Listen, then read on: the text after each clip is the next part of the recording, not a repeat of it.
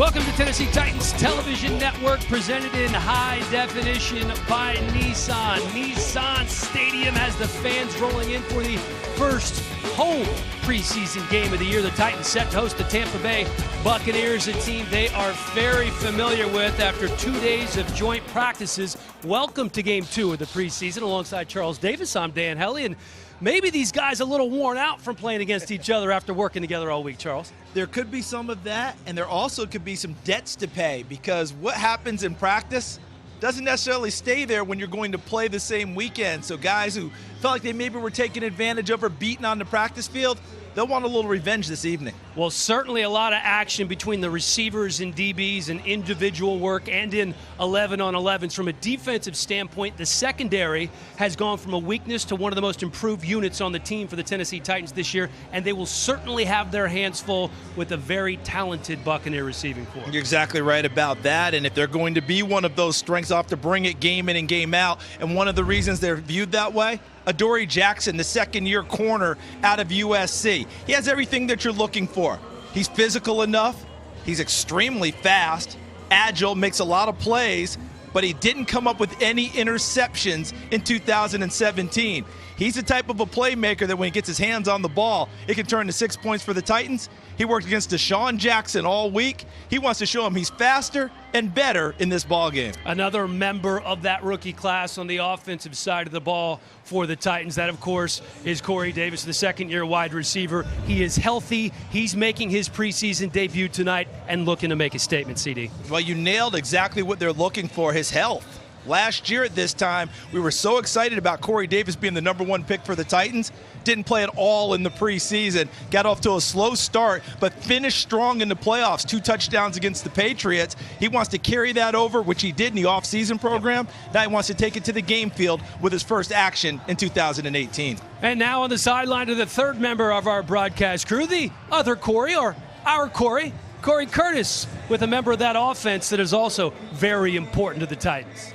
Very important is quite a bit of an understate. Tonight's Titans to Perform player is brought to you by Gatorade, and we are focusing on the main man, number 8, that, of course, the quarterback, Marcus Mariota. He was rock solid in the opener, 2 for 3 with a first down and a touchdown in his 2 completions, and he carried it over to the practice field this week. Mike Vrabel was very happy with the way he competed and responded to the Bucs on the practice field. Now we're going to see, can number 8 carry it over to the game field tonight in the Titans' 2018 debut at Nissan Stadium.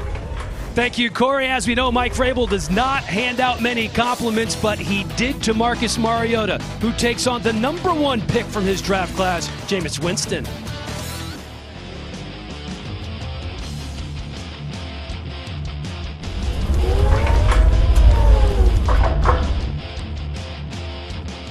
Tennessee Titans preseason football is brought to you by Nissan, innovation that excites.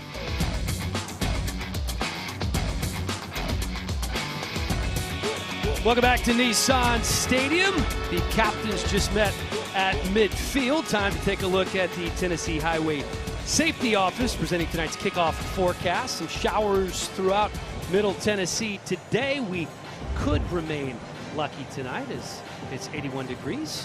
With 74% humidity, so hopefully the rain will hold off here. Tampa Bay won the toss, and they have elected to receive the opening kickoff from the Tennessee Titans. Game number 2 of the preseason for head coach Mike Vrabel. Talk, Charles, about execution, clean, crisp huddles. He's worried about the details in the preseason. Yeah, what he's always looking for is a team that's going to play fast, play physical, with excellent fundamentals, and then go out and execute the game plan accordingly. And he's talking about coaches, staff, as well as the players. Just wants the process to be clean, and hopefully that results in a preseason win, which would be their first. There's a look at Dirk Cutter, his 3rd year as the head coach for the Bucs. He was the offensive coordinator, of course, in 2015. They decided to move him into the head coaching role primarily because of his relationship with Jameis Winston. We know how important that head coach-quarterback relationship is. It certainly is, and they're hoping it pays dividends eventually. And we are about to get underway here as the Buccaneers are set to receive. And the ball hauled in the end zone. Returned out to the 22-yard line. And nice return there by the Buccaneers. That's Dare Ogunbowale, first year out of Wisconsin. Say that 10 times fast, Chuck. Dare Ogunbowale. Nice work.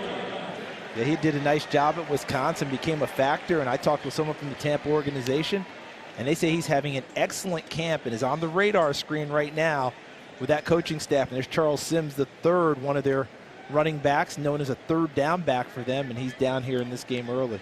Charles Sims out of West Virginia got some action last year, 21 carries for 95 yards. This is a running back competition that's wide open. Here's a look. Yeah, he was going to throw the block, but instead really got blocked himself by number 30 right there for the Tennessee Titans. And that's Kenny Vaccaro, who just came over from the New Orleans Saints as a free agent. And he's playing on kickoff team, the 6th year going into the league. And he actually undercut Sims and delivered the blow. The running back situation, very interesting for the Buccaneers. They returned Peyton Barber. They have a rookie you will see a lot of tonight, Ronald Jones. And then you have Ogunbowale as well as Sims and Charles Wilson. You can see Sims back to his feet as Dory Jackson gives him a pat on the back as he walks off. Bottom line for Tampa Bay, they are really looking for Ronald Jones II to seize that starting job and be the lead back for them. Jaquiz Rogers is also on the roster, and he's a guy that Dirk Cutter has trusted from his time in Atlanta, but they really want Jones to come in and be that lead back before this preseason is over. Ryan Fitzpatrick getting the start tonight because he will start this season for the Bucs because of that 3-game suspension that Jameis Winston's going to serve. We'll get into that more in just a moment here. Ryan Fitzpatrick looking deep, overthrows his man early on. That's Mike Evans. And that was the first defensive play of the game. That defense was picked by Garrett Ashton and 10-year-old Clarksville Academy student Garrett Allen. They bid on that at the Juvenile Diabetes Research Foundation Gala. It raised $48,000 to fund research to find a cure for juvenile diabetes. A great, great program that is obviously very important to General Manager John Robinson. He's done it ever since he's been here, raises more and more money every year, Charles. Yeah, and he has a daughter who battles juvenile diabetes, so it's something near and dear to the Robinson family's heart, and we will have someone in the second half call the first play, whether it's the first offensive play or defensive play for the Titans. Also auctioned off part of that $48,000 contribution. So a great job by the fans of the Titans contributing to the organization. 3rd and 8 now for the Bucs as the Titans try to hold them on their first drive of the game. Fitzpatrick in and out of the hands of Mike Evans. So they stand up well there on the first defensive stand of the game.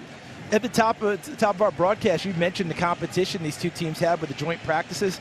No competition more fierce than the wide receivers of Tampa Bay versus the defensive backs of Tennessee. And I think Tennessee right now feeling very good about how they've started this game versus those wide receivers. Absolutely, certainly better than what we had up in Green Bay. That's Brian Anger punting. Nick Williams back to receive. Calls for the fair catch to the 25-yard line. Nick Williams receiving a lot of work both on special teams and offense, performing very well in training camp in that preseason game in Green Bay. As we see Marcus Mariota coming off for his first drive of the game. We talked about performing well. Green Bay couldn't have gone any better for Mariota in that first team offense. And we saw a little bit of everything that they want to see advanced as the season goes on from Mariota in the offense. Ran the ball a little bit. Mariota showed off his legs, was accurate throwing the football, executed well, no penalties on that first drive. Picked up a big 3rd down with the pass to Nick Williams and put it in the end zone to finish things off.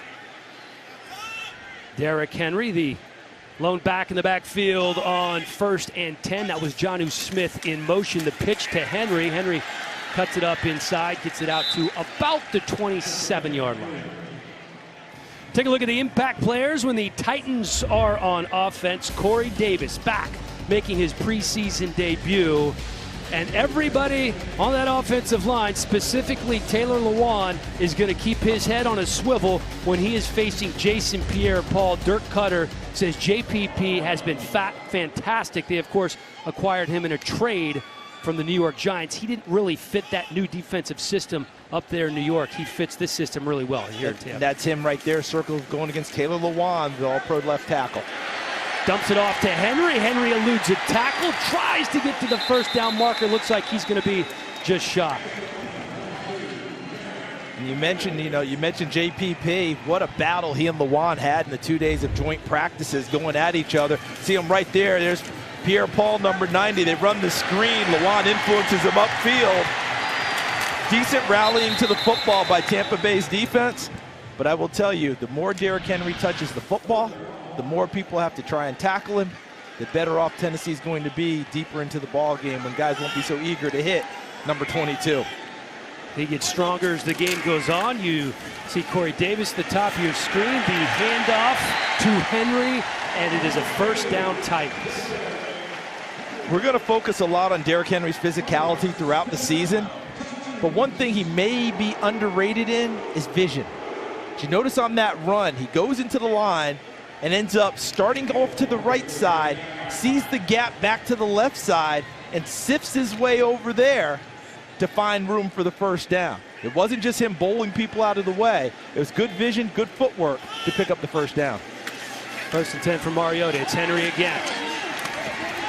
This time to the right side, not much going there. We talked so much, Charles, about how much Marcus Mariota will benefit from this Matt LaFleur offensive system. LaFleur, of course, was with the Los Angeles Rams last year under Sean McVay. We saw the dramatic improvement for Jared Goff. He was a quarterback coach with the Atlanta Falcons, working with Matt Ryan. He was with the Redskins with RG3 during that fantastic rookie season, and Kirk Cousins. But it's going to benefit the running backs, too. You're so right about that, because this running game will come at you with a zone blocking scheme with the offensive line where everyone moves to the right or the left in tandem.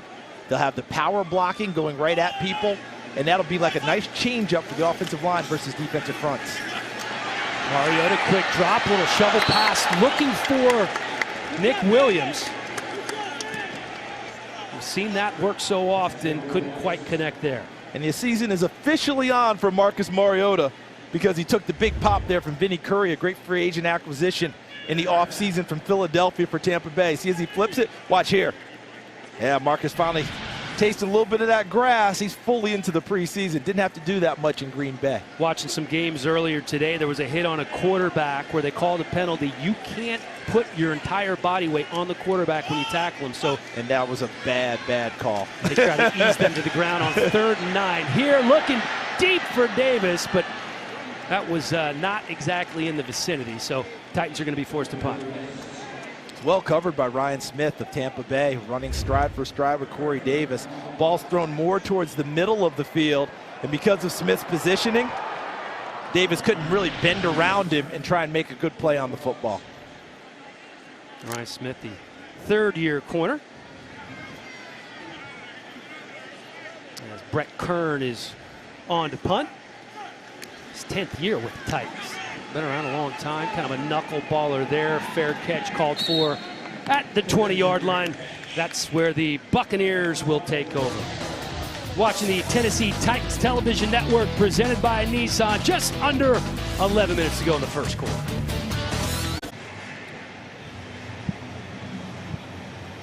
Welcome back to Nissan Stadium. Still no score. Bucs in town taking on the Titans. There are at least 6 starters for the Titans who are not playing tonight. Some of them a little banged up, some of them just because they got plenty of work against the Bucs during those joint practices. It's really run the gamut from team to team. We've seen some teams who have rested most of their starters. We've seen some teams who have played their quarterback the entire first half.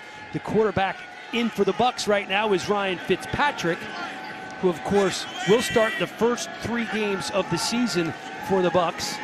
Dumps it off quickly to Peyton Barber, who has been anointed the starting running back for now, according to Dirk Cutter, but that may not last. I can't imagine that lasts if Ronald Jones makes a move. Now, what I liked there on the screen pass was how Tennessee really didn't allow themselves to get chopped down or turn too much on the defensive side. Jayon Brown fought hard against the big offensive lineman to ride it out there and buy enough time for a pursuit to get there and make the play. They're hoping Jayon Brown can make that big leap from his first year to his second year, which is when NFL players generally grow the most. he has been outstanding so far. There's some running room here. Out past the 40-yard line is Barber before he's finally taken down by Will Compton. It's actually really good patience by Peyton Barber because he waited for the hole to really form.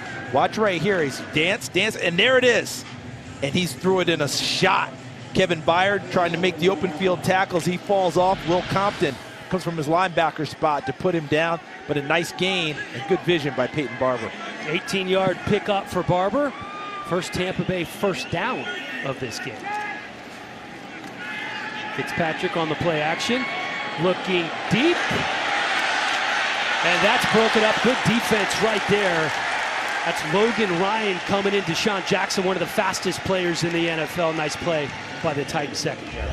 Sometimes he is so fast that you can't get enough football out there for him.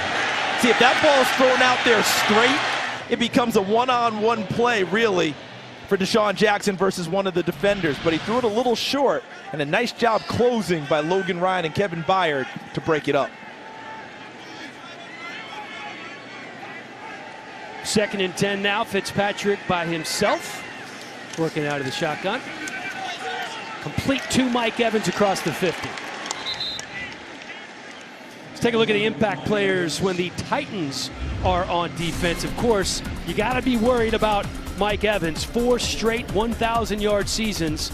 And Harold Landry, the rookie out of Boston College, they move up in the 2nd round to get him an impressive debut in Green Bay last week. And he's getting a lot of extra time with the injury to Brian Orakpo during camp. So he's getting a lot of extra reps and getting some nice tutoring from the offensive line, specifically Taylor Lewan, as they try and get him ready for the season. Here again, the handoff up the middle.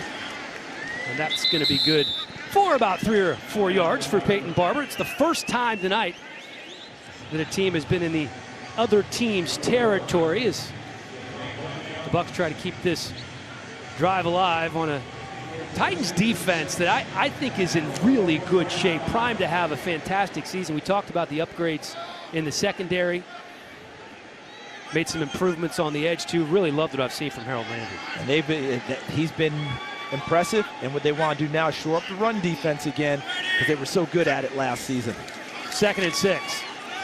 Fitzpatrick behind his man. That time he's looking for Antonio Auclair, and they're going to be looking at 3rd and 6. Auclair's one of the great stories in the NFL.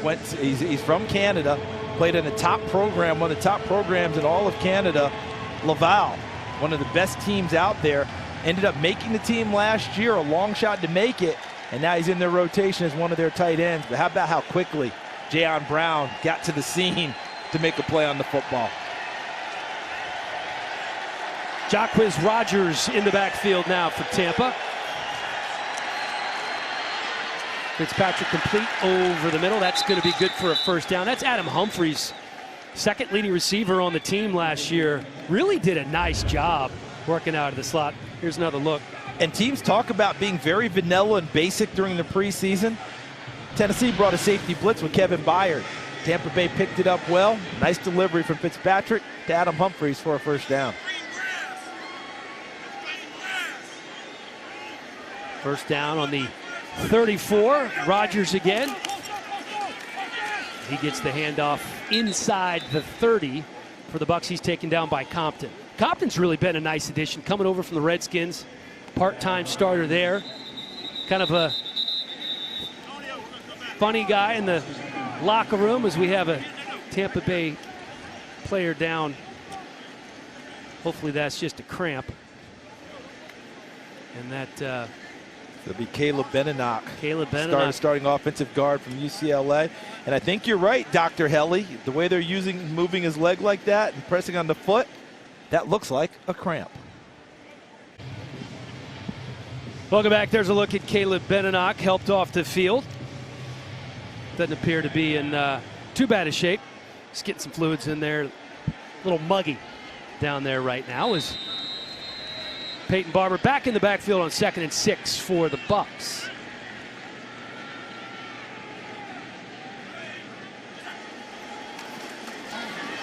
Fitzpatrick pressured and almost picked off by Will Compton, but there's a flag on the field. Ball tipped right at the line of scrimmage. Compton made a dive for it. Let's see what the call is here.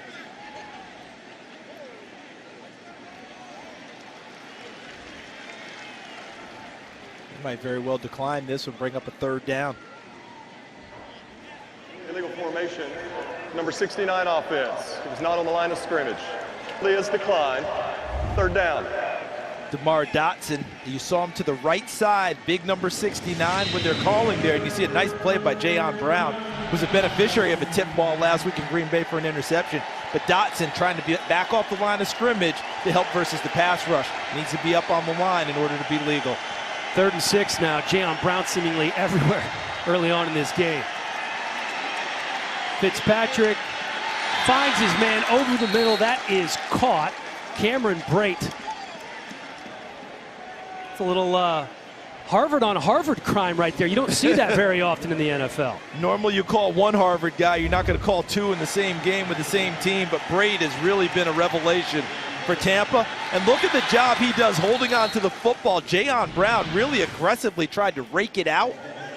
But Brate used his big mitts to haul it in. Good attempt by Jayon Brown. Yeah, Brown was there. Strong hands by Cameron Brate.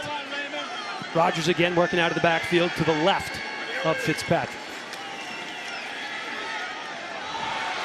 And wouldn't you know, there's a familiar face in coverage once again.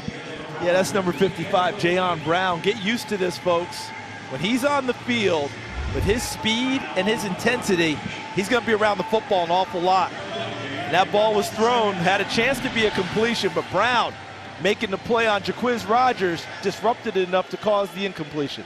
67 tackles as a rookie, an interception last week up in Green Bay.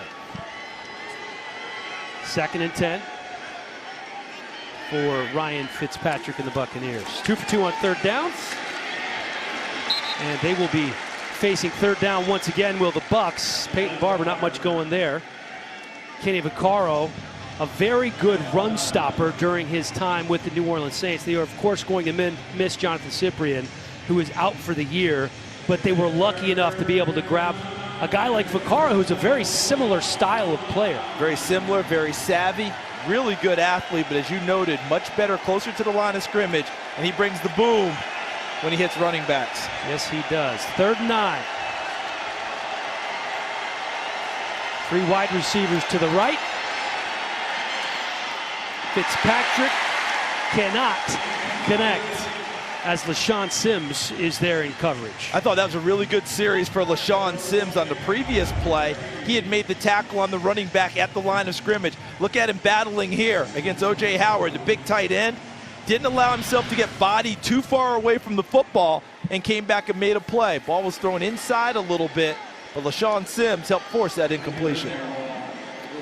Chandler Catanzaro on for the 30-yard field goal attempt. Kicking problems have plagued the Bucs. This is the first PAT of this preseason. That he did. He came on to make a couple more field goals, but that was not the way that he wanted to get things started. He starts tonight with a 3-0 lead. You're watching the Titans Network presented by Nissan.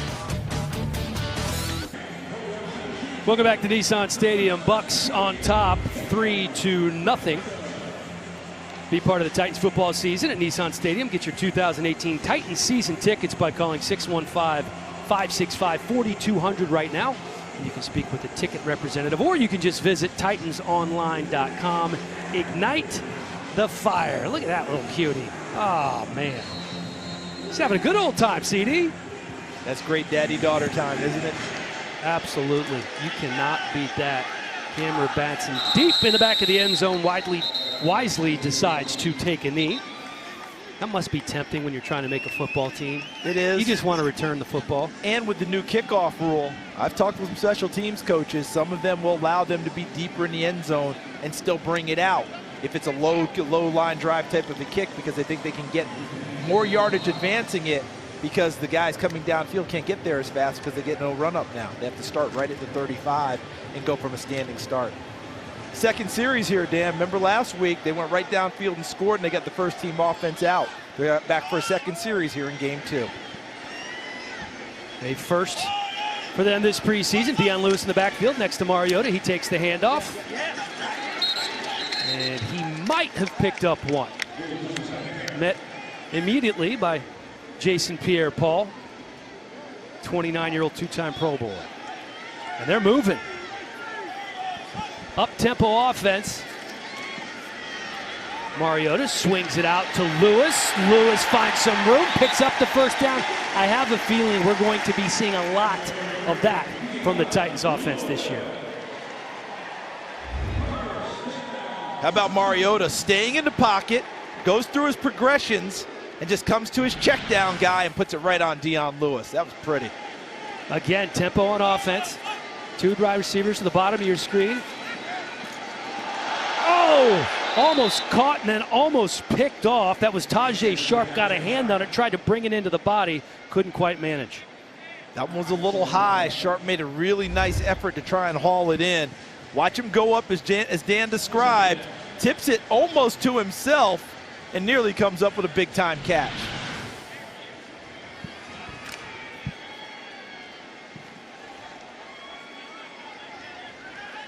Second down now from Mariota, two wide receivers to the top of your screen. Mariota to Dion Lewis, nifty move over the middle of the field, picking up more yardage, and then fumbles it out of bounds. That is why Dion Lewis is so dangerous on offense. Wouldn't be a surprise at all to me. Watch Dion Lewis, the running back here. Watch the move he ends up making. Look at that shake right there on Levante David. Catches it and really cuts past him. Corey Curtis, do you think that Dion Lewis could possibly catch 60 balls this year? I don't think it's possible that he's going to catch 50 balls. I'm saying mark it down. He's going to catch 50 balls. When you look at what the Rams did last year with 80 receptions plus for Todd Gurley, and you look at the last 2 years in Atlanta, what they've done with Freeman and Tevin Coleman, they throw to the backs a ton. They brought Dion here for a reason. He is going to catch a ton of passes, and that's why I said last week Marcus is going to have the highest completion percentage of his career because of that safety outlet. Yeah, and Corey, that would mean the highest number of catches for Dion Lewis, too, in a sense, underutilized as a pass receiver in New England because they had James White there as well. Yeah, they had plenty of guys to throw to. Rex Burkhead as well. But remember this, last year of backs who carried for 150 times or more, he led the league with 4.93 yards a carry. And how about another guy with some wheels? Taywan Taylor taking it to the house. Touchdown Titans. 47-yard touchdown by Taywan Taylor. High hopes for this young man, so dangerous in his second year, Charles. You just heard our colleague Corey Curtis talk about all the other accomplishments in this style of offense that Matt LaFleur brings with him. One of the staple plays in this offense is a screen pass, whether it's to the running back or it's to the wide receiver. And Taywan Taylor takes it, cuts inside, picks up really nice blocking, and then turns on the Jets for the initial touchdown of the night. Second year out of Western Kentucky. They were so excited about him last year. Got 4 starts as a rookie. Going to be a valuable piece of this receiving core. They don't know when Rashard Matthews is going to be back. Ryan stuck up on to attempt the extra point.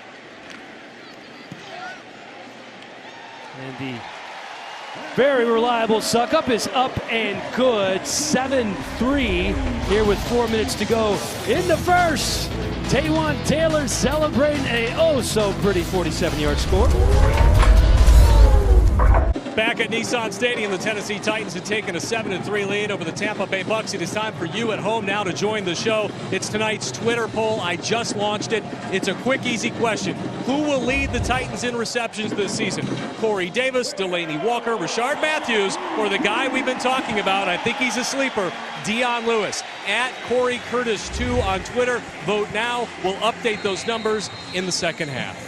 Corey, I absolutely love that question that you're posing because you hit a lot of position groups there. Tight end, running back, wide receiver, and there will be a lot of options and targets out there for them. And I think you're ahead of the curve on Dion Lewis. Sean Wilson hauls in the Austin Barnard kick.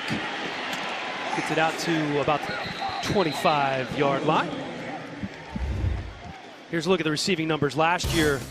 for the Titans. Yeah, I'm sorry, go ahead, Paul. No, it was just Delaney Walker on top as usual, as one would expect. Yeah, went to the Pro Bowl again last year. Rashard Matthews, a very dependable type target. Corey Davis was hurt all preseason, got off to a very slow start. They expect Jonnu Smith's numbers to go up as well, the second tight end. But I really do think Corey is on to something in terms of Dion Lewis coming out of the backfield. He's not just a third down back, but he's a valuable addition that he can play all 3 downs and affect the passing game. Fitzpatrick flushed out of the pocket, nearly sacked. Holds on to it, slides down at about the 36-yard line. You mentioned him holding on to the football. The Tampa Bay sideline holding on to his collective breath. Great he has point. to start the first 3 games of the regular season. If he goes down, Ryan Griffin becomes the starting quarterback, and he has almost no experience. Austin Allen also here in camp, but I don't expect him to make the team. Fitzpatrick has to stay healthy to start the season with Winston suspended.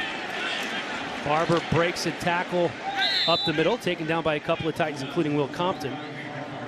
You know, last year this Tennessee Titans defense led the AFC in rush defense, giving up about 88, 89 yards per game. They were 4th in the NFL. I think in the first 2 preseason games, if there's one spot I think that they're really going to focus on, it has been their run defense. I think the teams are moving the ball against them on the ground a little bit more than maybe they want, and they'll keep working on trying to shore that up. But Benny Logan, when he gets going, the acquisition from Kansas City and Philadelphia, he'll help in the middle. Oh, absolutely. That's Humphreys hauling the pass from Fitzpatrick. Kenneth Durden, the first one there. Got a little pushing and shoving at the end. Austin Johnson, number 94, working against number 66 for Tampa Bay on that one. That's Ryan Jensen, their center. Remember, this is the 3rd time they've gone at each other and had a little contact just this week. Maybe just a bit too familiar with each other. Yeah, I got a little chippy on the second day of those joint practices, as one would expect. But I'll tell you this, Mike Vrabel was really proud of how his team handled that situation. Vrabel, by the way, not afraid to jump right in the middle of any melee during those workouts. And if he jumps in the middle of it, it stops. That's a large human being. But how about Austin Johnson coming right back after a little bit of scrap with Ryan Jensen and making a big stuff right there. Nice play in the running game. Remember, Mike Vrabel, about 250 pounds, 6'5", was a linebacker in this league. Linebackers aren't built like that anymore. As a big-time dude who played 14 years in the NFL. Get our first look at rookie Ronald Jones out of USC in the backfield, 3rd and 4. Pass incomplete, good coverage there. Kendrick Lewis on the pass breakup. Really nice play by Kendrick Lewis, who was actually a teammate of Mike Vrabel's in Kansas City. One-on-one does not allow the receiver to get inside and dominate. It looked like O.J. Howard, number 80, who's a tight end who was flexed out, ended up in one-on-one coverage with the safety. Excellent job by Kendrick Lewis controlling the situation and breaking up the pass. Second punt of the game for Anger. Williams back deep to receive again. He lets that go into the end zone. So that's going to be coming out, but once again, there's a flag.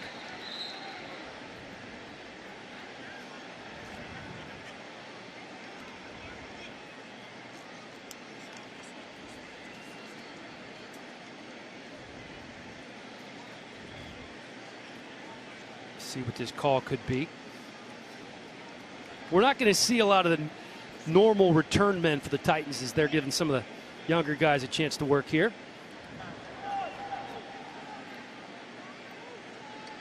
The officials just sorting everything out to make sure they have it exactly right. Now, the one thing I would say to all the officials, and they know I've got incredible respect for them, be quicker. Just be quicker. Talk it through, get it done. For an illegal block in the back as it was on the kicking team. Result of the play is a touchback. I mean, for all that, seriously, you can move that quicker. I'm sorry. I love these guys, but that's a quick conversation. No, you're right. You want to get it right, too. All right, let's take a look at what the Titans did on their last drive. A lot of Dion Lewis, Charles. Yeah, found him out of the backfield on a swing, and then over the middle, he put an excellent move on a perennial Pro Bowler, Levante David, linebacker, and then on the screen. How about that little kick screen there? Got a block from one of his wide receiver cohorts, number 71, Dennis Kelly, getting out there, the offensive tackle, and Taywan Taylor was off to the end zone. You see the numbers on the scoring drive there. Marcus Mariota done for the night. He was 4 of 7 for 80 yards and a touchdown. 2 drives. His second touchdown pass of the preseason. Put on that baseball hat, put that earpiece in, and call it a night as Blaine Gabbert checks in. And I would have to think that Matt LaFleur, the offensive coordinator, the offensive staff, head coach Mike Vrabel, had to be pleased, not just because they scored a touchdown the second drive, but the ability to shift into an up-tempo offense at a moment's notice and run it smoothly, resulting in a touchdown. Second down now for Gabbert in the second team offense. David Fluellen takes the toss, cuts it back inside, but there's going to be a penalty.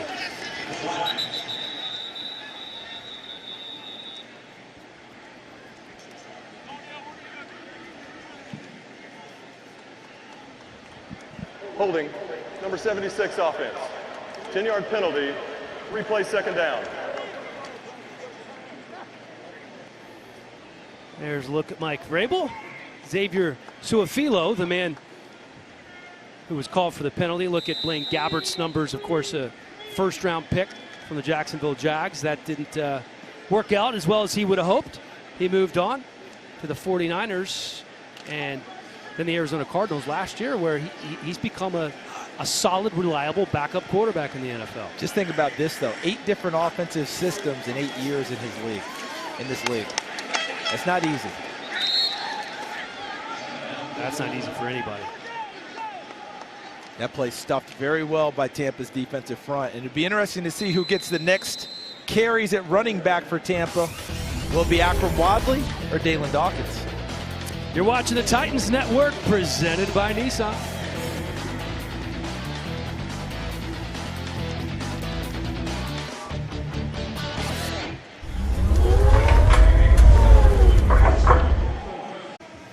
Welcome back to Nissan Stadium. Titans on top of the Bucs, 7-3. A very solid second drive of the game for the starting offense. Marcus Mariota has a new weapon. His name is Dion Lewis. He signed a nice 4-year, almost $20 million deal, and I think we saw on that drive there, while they're so excited about having him on this offense, a good kind of thunder and lightning approach with Dion Lewis and Derrick Henry they have. Yeah, you're exactly right about that. And what we saw was they went into up-tempo offense, and Dion Lewis looks like a third down back by stature, but he's a 3-down back by production. And Corey Curtis talked about it. Averaged 4.98 yards per carry last year, which led the NFL for guys who carried the ball 150 times or more. 3rd and 21 for Blaine Gabbert. Dumps it off to Jonnu Smith. He gets to the middle of the field, taken down at about the 26-yard line. We talk about the tandem, the duo of Dion Lewis and Derrick Henry. They actually sitting right next to each other right here. They're And Derrick Henry's still taller sitting down, which I'm not sure Dion Lewis is all that crazy about. The Titans staff actually are a wonderful PR team led by Robbie Bourne. They tweeted this out and captioned it twins. And I'm not sure Dion Lewis got the biggest kick out of it, but he plays at the size of Derrick Henry, even though his stature is much shorter in terms of height. 5'8" is how tall Dion Lewis is. Derrick Henry, who, by the way, he looks like a defensive end. Derrick Henry, 6'3", 250 pounds. Well, just remember this. When Dion Lewis carries the ball inside, he has people fall off of him as well. You know, it's not just a matter of the only guy who can carry the ball inside is Derrick Henry. Dion Lewis has to be a perimeter guy. Not at all. He's a 3-down style back and the best pass protector of all the running backs on the roster, including Derrick Henry, although Derrick Henry's improved this summer. You saw how dangerous Dion Lewis was when he was at Pitt, most recently with the New England Patriots, coming off a career year where he had nearly 1,000 yards on the ground for the Patriots as he was their leading rusher. And we do get our first look now at Jameis Winston. Had a negotiated settlement with the NFL. They agreed on a 3-game suspension. He groped a female Uber driver back in 2016. And they weren't going to have a long, drawn-out situation like they had with Tom Brady and an appeal with some other guys. They just said, let's serve the penalty and move on. And that's what they've decided to do. Winston looking deep, has his man. Don't know if he was in bounds, but that was Mike Evans. Flag on the play. And I think they're going to call it a catch. We have one official definitely marking it that it is a catch on the sideline. Can't wait to see what the penalty is. LaShawn Sims in coverage there. Kent Payne came down the sideline, the line judge, and indicated definitely caught the ball in bounds. And I think it's the hit at the end. Watch as Evans goes down. Watch the contact coming from inside out.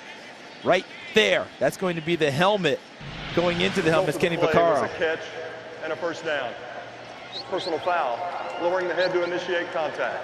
Number 30 defense, 15-yard penalty, first down.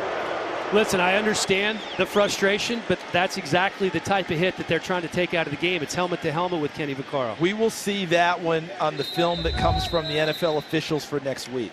That will be a textbook reason why they're making that call. And it's if a player lowers his head to initiate or make contact with his helmet against an opponent. Not helmet to helmet, but helmet to anywhere.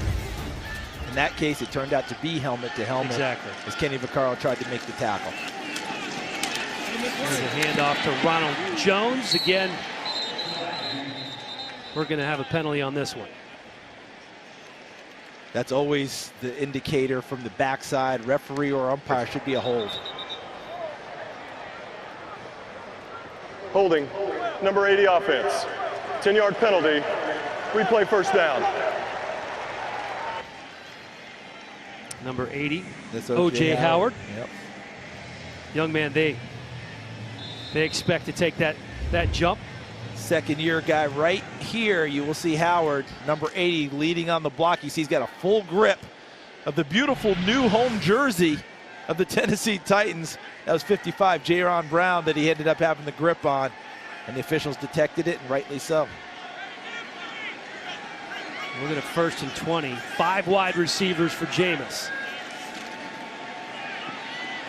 That one is complete and going to be just shy of the first down. Deshaun Jackson about 1 yard short. And this is where it's tough for the Tampa Bay Buccaneers because you've mentioned it a few times, Dan. Jameis Winston will miss the first 3 games of the regular season. How much do you play him in preseason? How much do you practice him to get him ready? Because when the season begins, he goes away for 3 weeks, can't even be at the facility. Can't work out, can't have contact, any of that. How much do you play him in preseason balance versus getting Ryan Fitzpatrick ready to play the first 3 games of the season? That's a tough one for the coaching staff. It's also frustrating when he throws a dime like that and you know you won't have him early. 2nd and 1.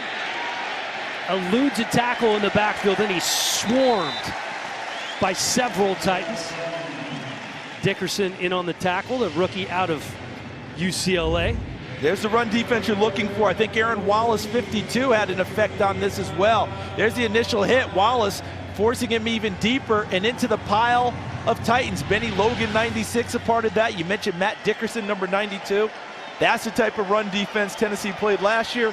That's what they want to see more of here in the preseason. 3rd and 3, Jacquizz Rodgers besides Jameis Winston. More flags on the field. You talked about Jameis missing those first 3 games.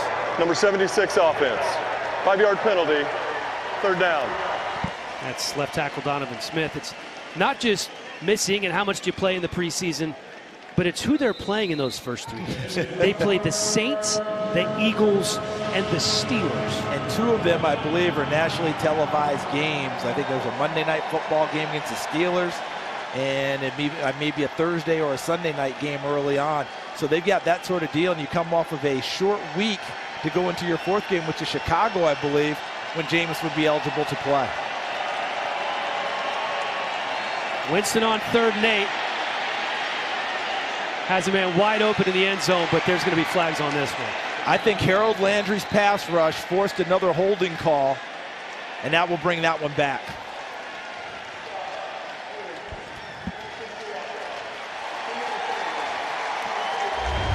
The rookie off the edge.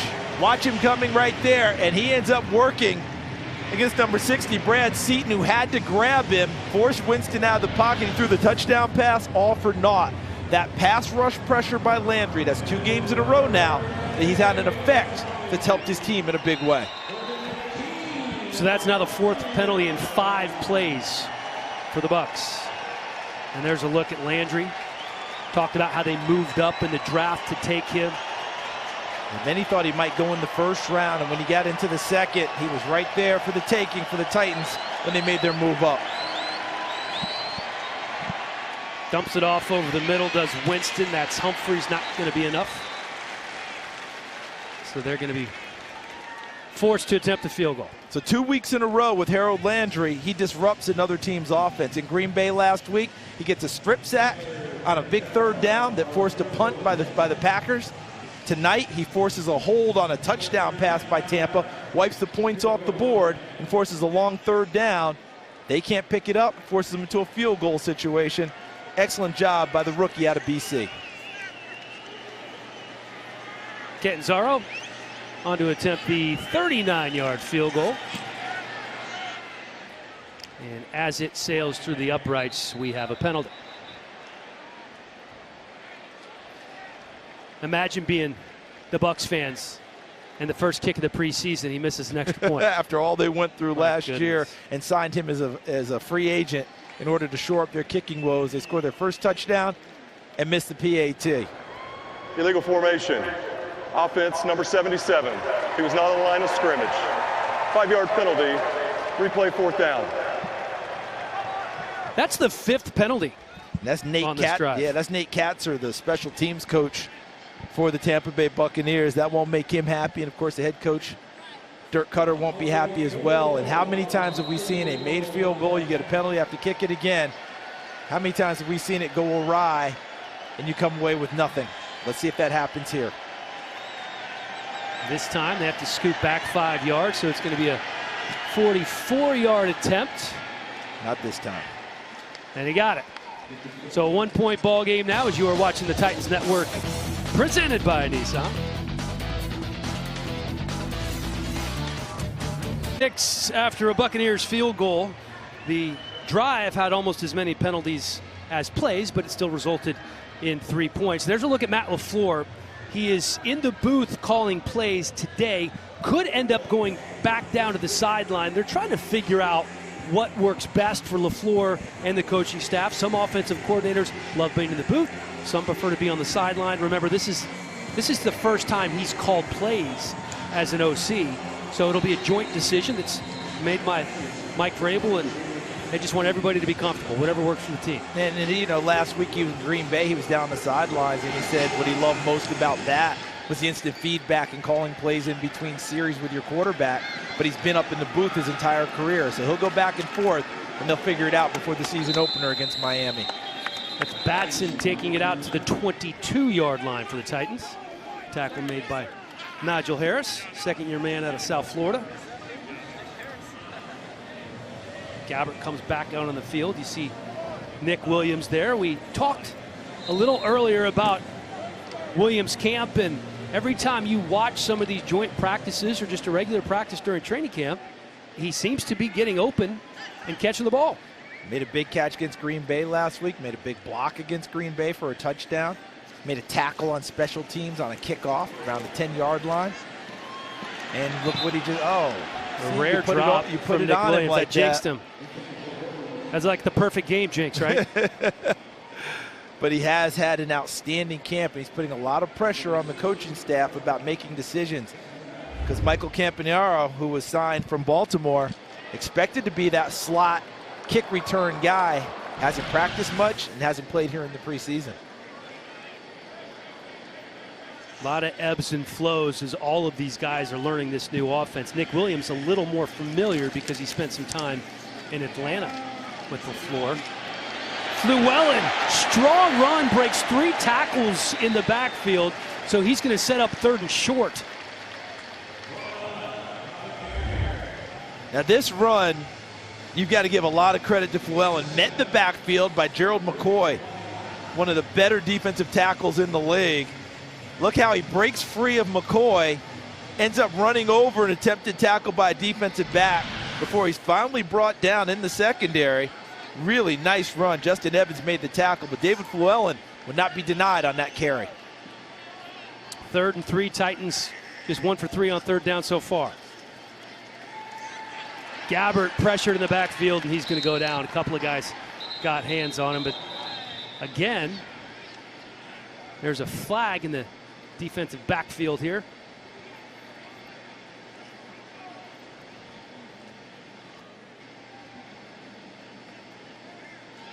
While the quarterback was in the pocket, illegal contact. Number 58 defense.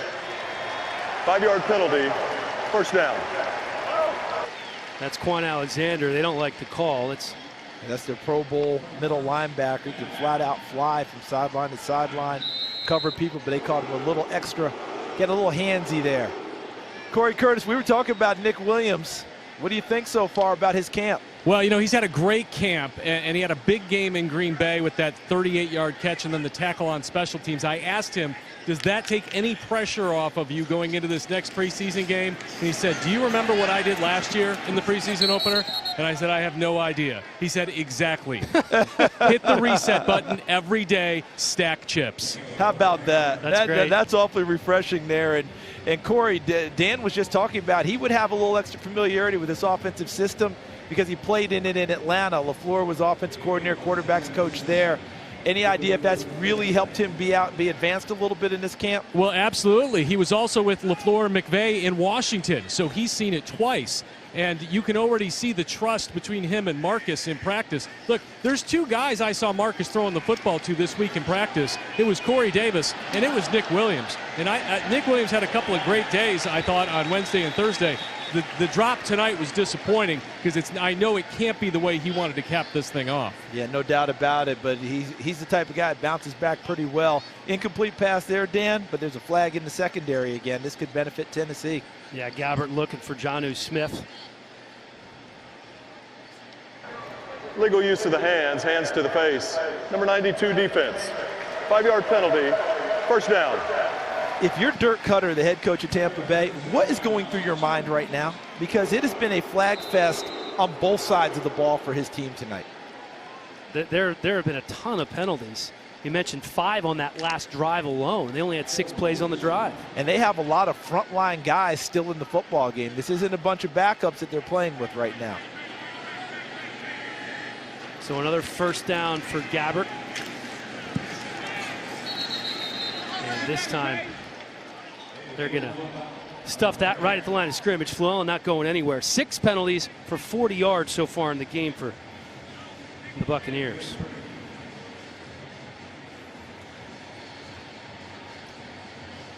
Second and 7 now for Blaine Gabbert in the second team offense. Last week against the Packers. Solid, not spectacular. I think they'll take solid, but not spectacular from their backup quarterback right now. Truth be told, they hope he's a backup quarterback all season. Understandably so, as Fluellen cuts that back inside, gets just across the 50, still going to be about 1.5 yards short of the first down. Corey Curtis, I'm going to give you a two-parter here. One, Gabbert's talents, they seem to match up with this offense and not much change if he does have to play. And 2, who's the back that gets the most carries tonight after Fluellen goes out of the game, Wadley or Dalen Dawkins? Well, first, I think you have to say with Blaine Gabbert, he can duplicate some of the stuff that Marcus does because, he looks the part, and he's a big, strong athlete, and he can move. You know, he's not going to be as accurate, and he's just not as fast on the trigger as Marcus is right now, but athletically, he can duplicate some of those things. I think after this, it's Akram Wadley or Dawkins, but, Akram Wadley showed us last week some really natural receiving ability, and I just look at him as a really natural fit behind 33. We'll see which one goes the rest of the way. I think this has been a second nice game for David Fluellen, by the way. That was a great read on that last carry to cut it back inside. He looks very good this year, and he's making an excellent case to be on this football team once again. Yeah, second-year player out of Toledo. Fluellen right now is the third running back. He's the third running back, and he's getting pressed. Now, what advances him as well is he's a four-tool special teams player. He can play on all the special teams. But I'm thinking Dawkins might get some carries because we saw Wadley last week. They might want to get Dawkins in and give him an opportunity and see how he fares. Sean Wilson hauls in the catch, the rookie out of Duke. 6:14 to go in the first half. Titans up by 1. You're watching the Titans Network, presented by Nissan. 7-6 here at Nissan Stadium. The General Jackson floating down the Cumberland River right next to us here at Nissan Stadium. First launched in 85. What a scene that is. The regular season starts just a couple of days. Still time to get your 2018 season tickets. Call during the game at 615-565-4200 to order your Titans season tickets and see the Titans take on the Patriots, Eagles, and the Jags. Again, at 615-565-4200. Ticket reps are standing by right now as they are looking deep and complete to Deshaun Jackson. That's why he is oh so dangerous. LaShawn Sims in coverage there. Jameis Winston delivering the perfect throw. If you protect as well as Tampa does and give him an opportunity, watch the protection here. He's got plenty of time. No one's even close. That just allows Deshaun Jackson with his speed to run past someone. LaShawn Sims does the best he can, but Deshaun Jackson is just pure speed. And what Tampa's wanted this offseason, a much better connection between Winston and Deshaun Jackson. They're getting it this evening. 53-yard pickup there for Deshaun. This time it's the rookie Ronald Jones on first down. I love how LaShawn Sims just shook off that big completion against him and came up in the run game and made the tackle when it came right back at him. You know, there's an old thing in football. Hey, if you just beat someone, you attack them again right away. And they came right back at him with a running play, and LaShawn Sims more than stood up to the challenge and made the tackle. Excellent job of flushing the last play and moving on. You know better than anybody. It's just like being a golfer. You can't have a conscience in the secondary. No, you really can't, and I had too many opportunities to have to bounce back, so I understand. 2nd and 9 for Winston. That pass is complete. Chris Godwin, second-year receiver out of Penn State, who's expected to be a big part of this offense this year. Kenneth Durden there on the tackle. Yeah, Durden just added to the roster this past week. Undrafted, was with the Raiders in 2016. Started his career at USF, University of South Florida, finished it at Youngstown State, getting an opportunity now. Spent 4 weeks on the Titans practice squad last year. One of those players, and there are a lot of them that bounce around from practice squad to active roster, cut and waived multiple times in a single season. Winston pressured by Jayon Brown and finds a man open over the middle. That is second-year tight end O.J. Howard. Another tremendous effort by Jayon Brown, number 55 in blue. Great pressure on Winston, flushed him, but Winston bought extra time, extended the life of the play, and allowed his receiver to shake open and then delivered.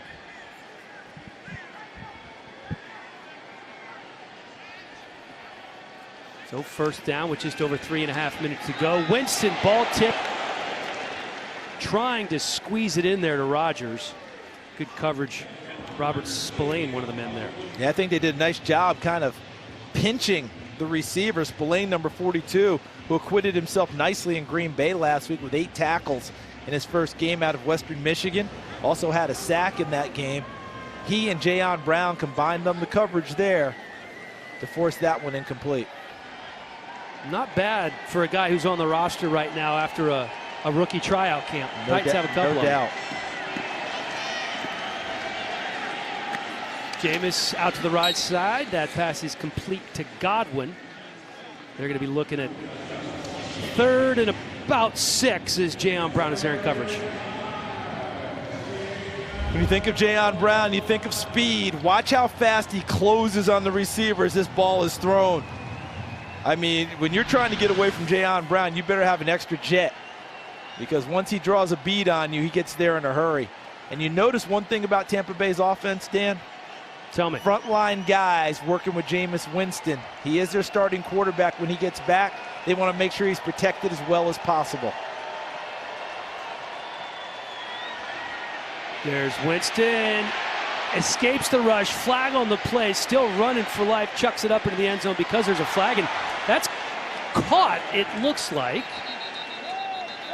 That's Godwin in the end zone. They signaled touchdown, but there's a flag on the play, so we're going to have to sort things out here. Looked like Sharif Finch, number 56, forced the issue with pass rush to begin with, and he had a sack last week in Green Bay as well. He's on the coach's radar.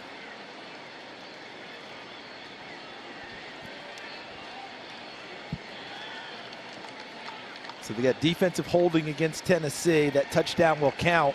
And what's interesting, is how Winston got away and put one up essentially, it looks like essentially for grabs.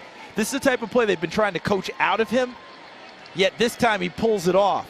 I think there's an extra sense of urgency for him since he knows he won't play in the first 3 games, and he wants to make something happen, and somehow the ball finds Chris Godwin. Either a sense of urgency or he saw the flag and knew it was a freebie and just chucked it up there because he said, what the heck, why not give Godwin a chance to catch it. I do know that they spent a lot of time talking about we don't want those plays from you anymore because oftentimes they turn out poorly. In this case, as you said, he probably noted the flag, took a shot, and it paid off for his team. You're exactly right. I've had the same conversation with Dirk Cutter. They're trying to coach out of him all those extras. The thought process that you can't throw it away because you can't. The extra point's up and good. It's 13-7 here at Nissan Stadium. 7-play, 91-yard drive for Jameis Winston and the Bucs. You're watching the Titans Network presented by Nissan. Welcome back, folks. 13-7 now. Impressive offensive drive by Jameis Winston and the Bucs. They go 91 yards on 7 plays. He throws it up in the end zone for Godwin. Brings it in. There was a flag on the field, so kind of a free play for Jameis, but heads up nonetheless. Look at the numbers for Winston. Not too shabby. And they went with their first unit for the most part out there. When you're going to protect your most valuable asset, even though he's going to miss the first 3 games, that's a smart move in coaching to make sure you try and keep him upright and not hit. This is Batson, 4 yards deep in the end zone. This time he's going to return it out past the 20, wiggles his way to the 25-yard line. See, with the new kickoff rule, and remember, if you just stay in the end zone, it comes out to 25 anyway. So anytime you hold someone around the 25 or less than that, that's a really nice job of covering a kickoff, especially since now on the kickoff, you can't get that running start. You're going to get there a step or 2 later. One of several changes to the rules that have been made this year. Most of them having to do with safety. Certainly the new kickoff rule does. They trying to get the numbers of injuries on that play down because it is one of the more dangerous plays. And I'm excited about that change and getting that done because I still think the kickoff is an essential part of the game and integral to it. I do not want to see it go away. Talked to Craig Ackerman about that, and he talked about how many players on every team in the NFL made their living based on special teams, and coaches too. Coaches as well. So there's a big part of that as we got a timeout here on the field. See the penalties for the Buccaneers. Most of those coming on a single drive. They had 5 on one drive as Mike Vrabel's trying to coach things up. Let's get going, he says. 2.5 minutes to go in the first half. He's talking to the officials. Let's keep this flow going. Let's play.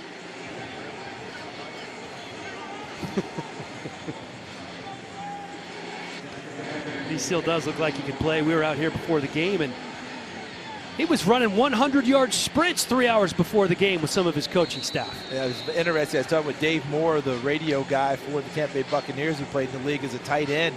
So he went against Mike Vrabel. You know, Mike was an outside linebacker, and I told him about him running those striders. He said always was a long strider as a player. Those big, heavy hands, hard to get past that guy.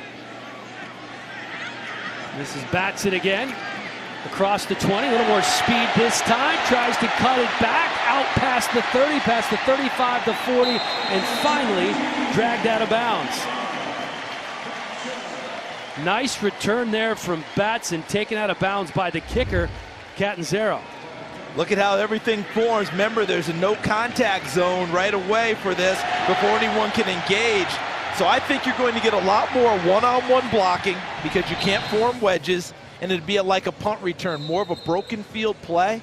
And Batson took advantage of it, used his speed, and another nice pickup. Last week, Akram Wadley, what do you have, a 63, 64-yard return? Might have been a 68-yarder, yeah. Big return against Green Bay, second big return of the preseason for the Titans. Yeah, 45-yard return for the rookie from Texas Tech. Here's Fluellen, keeps his feet and picks up 7. David Fluellen is trying to announce to everyone, and Corey Curtis hit on it earlier, that he's having a really nice preseason. In these 2 games, he's running the football with authority because he is being challenged for that 3rd running back spot by the rookies Akram Wadley out of Iowa Dalen Dawkins out of Colorado State. Calling a timeout on the field. Llewellyn in his second year out of Toledo, primarily a special teamer last year, and truth be told, he has the leg up on both of the youngsters, I think, in terms of his special teams ability, but they might be more explosive. 2 more games in the preseason to sort things out. You're watching the Titans Network, presented by Nissan. Welcome back, 13-7 here at Nissan Stadium. David Llewellyn, 6 carries for 21 yards.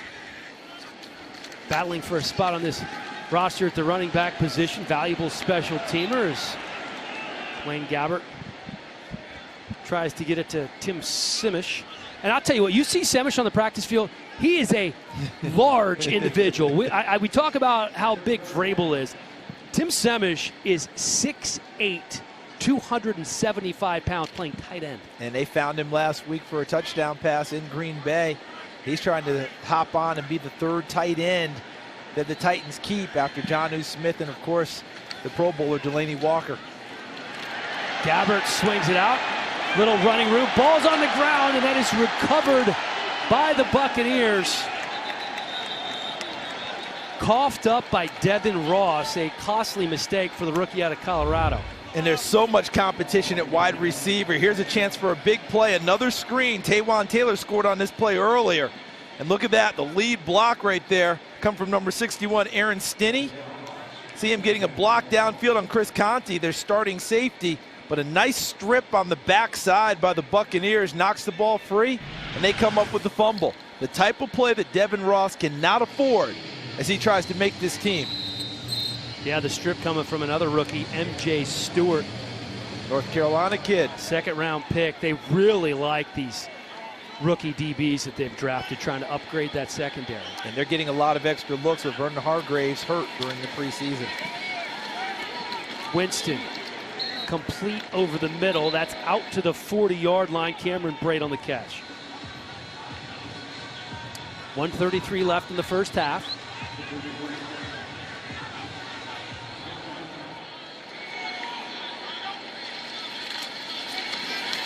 Winston with time. Again, tries to dump it over the middle, but that's low for Ronald Jones. He can't haul it in. Yeah, that one will go on Winston. We got a flag on the play, but he threw that one low, as you noted. Ronald Jones had a chance. If he puts it on him, he's on the move on the 2nd level of the defense. I wouldn't be surprised if this is called on the Titans defense for lowering the helmet.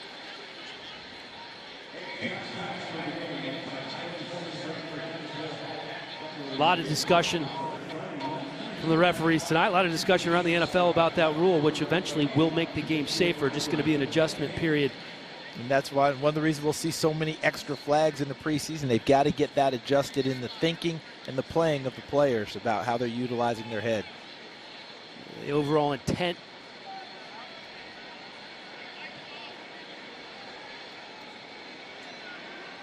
You were right about that, Dan. It does go against Tennessee, and it is that type of a call, initiating contact.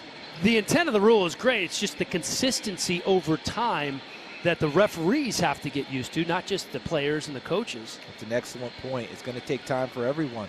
But a lot keeps getting added to these officials with the different types of rules and the points of emphasis. You're asking a lot, and it takes some time to shake down to that consistent level of how things are going to be called. So could have a few hiccups along the way before it smooths itself out. First down on the 46 now for Winston. Winston pressured, eludes the rush. Unable to connect downfield with Bernard Reedy. Another nice pass rush from Sharif Finch, the young man out of Temple, the rookie. He continues to get after the quarterback here in game 2. Watch him up top here, 56. As he works against Brad Seaton, forces Winston to step up and flush out of the pocket, and is inaccurate throwing it downfield.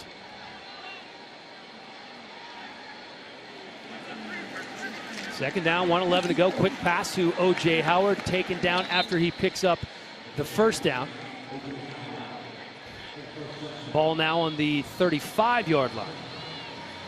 Last week we saw Tennessee make a couple nice stands on drives by Green Bay. See if they can put one more together here before the half. This one off the chest of Reedy, and they're lucky that wasn't picked off. I think what happened on that was as it came off of Reedy, you already had DeMontre Hurst, who was committed to go and try and knock it loose by hitting Reedy. And watch, it comes off of Reedy. Hurst is committed to the tackle, and the ball ends up bouncing off of Hurst. Impossible to get his hands up and make that. Tough to do. That ball comes off with a lot of speed, but he was already going to try and tackle him, and it's like, oh, there's football. Good attempt. 48 seconds to go in the half. Incomplete. Fascinating story about Sharif Finch. He has played very well when given the opportunity in the preseason. You talked about what he did last week against Green Bay. He went to his father's funeral on Monday of Green Bay week and then played in that game. He had lost his mother a couple of years prior to cancer, lost his father to a heart attack, and still played in that game. One of 21 children. Said he needed to be there for his siblings, and said he needed his siblings to help prop him up during this time. Winston, pass complete, puts his head down, penalty on the play. Bernard Reedy on the catch. We got a lot to sort out here. Looks like they got the ball out before he went down. Yeah, Kendrick Lewis saying he stripped it out. So there was a big penalty down, excuse me, a big play at the end, and they want the football right there. And you see Kendrick Lewis fighting him for the football, stripping it out, and the ball does come free. The key is, where was the whistle on that play? Exactly, which we can't hear on that replay, that particular replay. So a lot to sort out. There's a flag on the play.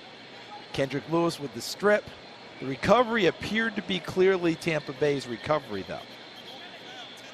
That's what I thought initially anyway. Kendrick Lewis ended up with the football at the end of it. So, as they said in the movie Bull Durham out at the mound, we're dealing with a lot of stuff. There's a lot of stuff here.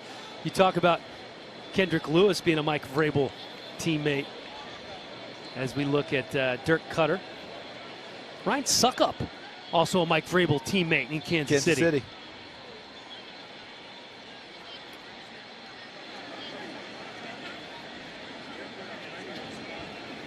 Vrabel with a smile on his face as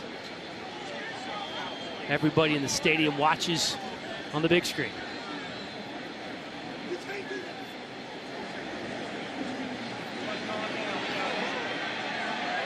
Obviously having an issue with the referee's mic tonight. Holding on the defense.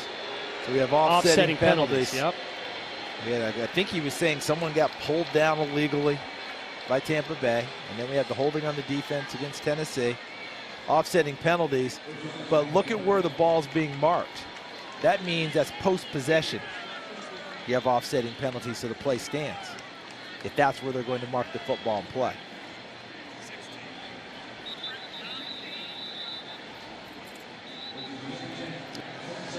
Looks like that's exactly what they're going to do with 30 seconds to go here in the first half. So you get offsetting penalties post-possession. The play stands.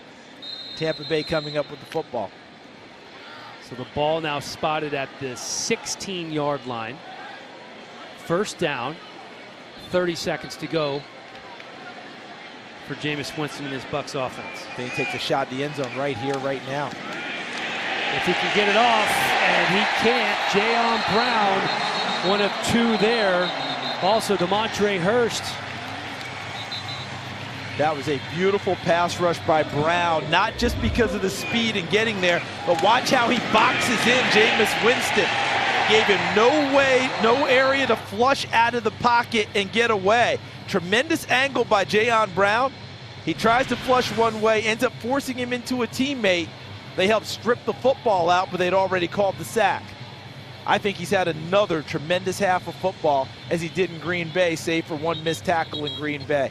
This guy is all over the field, and in today's football, playmakers who can get the ball away from the offense, they're at a premium. That's what you're looking for. Limit possessions of the other team.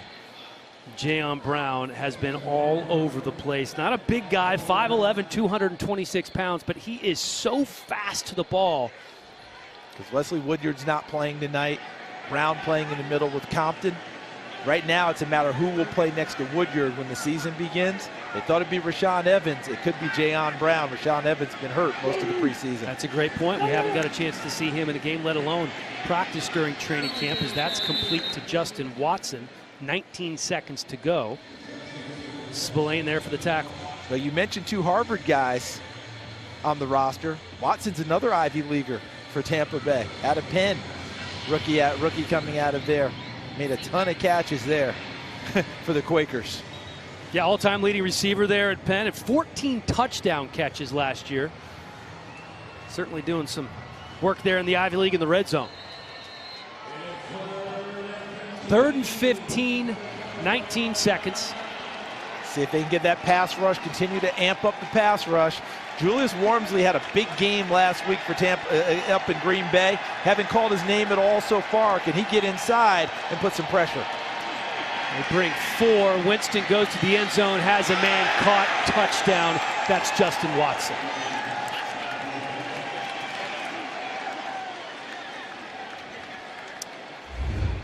Really good pass protection. And Winston looks from his left, comes back to his right, and really drops it in there because he dropped it in the dead spot between the corner, who's short, which is Durden, 38, and then the safety over the top, unable to get there in time to have an effect on the play. Well thrown pass by Jameis Winston with excellent protection from his offensive line. Well, we promised the number 1 and the number 2 picks in that 2015 draft. Both Mariota and Jameis Winston look pretty good tonight. Remember the last time they met? Season opener. That first game. First game of their careers. Marcus Mariota 13 of 16 that day for 4 touchdown passes. Tampa Bay in a big, Tennessee in a big win on that one. That was a nice way to come out of the gates for Mariota. I think Jameis Winston's first pass in his career went for a pick 6. I believe you're right. That day against Tennessee. So, well, if you talk about somebody who can bounce back, it's Jameis for sure. He's looked really, really sharp tonight. It's a big year for both of these quarterbacks. It is. 4th year for both of them. Both of them expected to ascend now. Jameis in a more stable situation because he's got the same coaching staff that he's been working with for a while. Really nicely thrown ball, both feet down, possessed the catch all the way through. That's an easy one for a touchdown. But for Marcus, changing offenses throughout his career. Ken Wisenhunt, his first coach, vertical passing game. Right. Mike Mularkey, Terry Robisky, they wanted to run the heck out of the football, a little more controlled. And now you're coming here with Matt LaFleur, where we'll get back to more of Marcus's movement skills, bootlegs, play action passes, naked boots, sprint out passes, and of course throwing from the pocket to go along to complement the run game. And there's a look at Marcus there with quarterback coach Pat O'Hara. Listen, it's been a learning experience for Marcus in this offense. Remember, his rookie year, he had 230 throws without an interception. That has not been the case this year. There have been mistakes. But Marcus has improved from OTAs to minicamp to training camp. And that's really all you can ask for in a very complex Matt LaFleur offense. And one quick reason why you have that, one thing that helps when you're a rookie, you often don't throw the ball with as much anticipation or trust. You take care of it fiercely. I think he's given his receivers more of an opportunity downfield and taking a few more chances. And that's what's happening with him. What have you been seeing out of Marcus Mariota, Corey Curtis? Yeah, guys, coming up at the half, we've got Marcus Mariota. We sit down and talk about a few subjects like leadership, validation, and what's ahead for the Tennessee Titans. You know, watching practice this week, when I watch number 8, I feel like it's exactly what you guys were just talking about, his improvement. The ball is coming out faster than ever. I watched Monday as 2 or 3 times receivers almost didn't even get their heads around in time to catch the football, just getting more and more comfortable. And he really enjoys and appreciates just how detailed Matt LaFleur is as the offensive coordinator. So more with Marcus coming up at halftime. I'm looking forward to hearing that. We talked about what a big year it was for Marcus and for Jameis Winston. It changes the complexion of the team when a rookie quarterback all of a sudden is paid on a second contract, because Yes. we've seen how much money that's going to be. So there's going to be more work, more budgeting that's going to have to be done on this roster by John Robinson. But let's be honest. You're going to pay it. Marcus Mariota has a good year. You're going to be more than happy to pay him. Yes, you will, and there's no doubt about it. And he's expected to have one. This is his year and his opportunity. Offense, it seems to fit his talents the best for what he's done in his career. But as noted, amazingly enough, coaching staff and everything else, much more stable for Winston, but Winston hasn't made it stable for himself. Mariota, on the other hand, stable for himself, a little more unstable in how he's been coached along the way. This should be his best opportunity. Well, you're absolutely right. And let's not forget, they're coming off a 9-win playoff season. The Bucs coming off a 5-11 year. So you can only imagine what's going through Dirk Cutter's mind and general manager Jason Light's mind. 20-7 here at halftime. Bucs on top of the Titans. You're watching the Titans Network, presented by Nissan. Welcome back. A look of the Parthenon just west of downtown. That's a full-scale replica of the original in Athens, Greece. That one was built in the 1920s. Not far away from us here at Nissan Stadium, where Corey Curtis caught up with Coach. All right, head coach Mike Vrabel, Marcus Mariota, the offense get another touchdown on the board quickly tonight, and you saw enough. Yeah, you know, we had a plan for him, what we were looking to do and what we were looking to get out of the night, and would like to run the ball a little better with that first group. But, you know, what we did in the second series was good to see, and, you know, we felt like that was a plan coming in.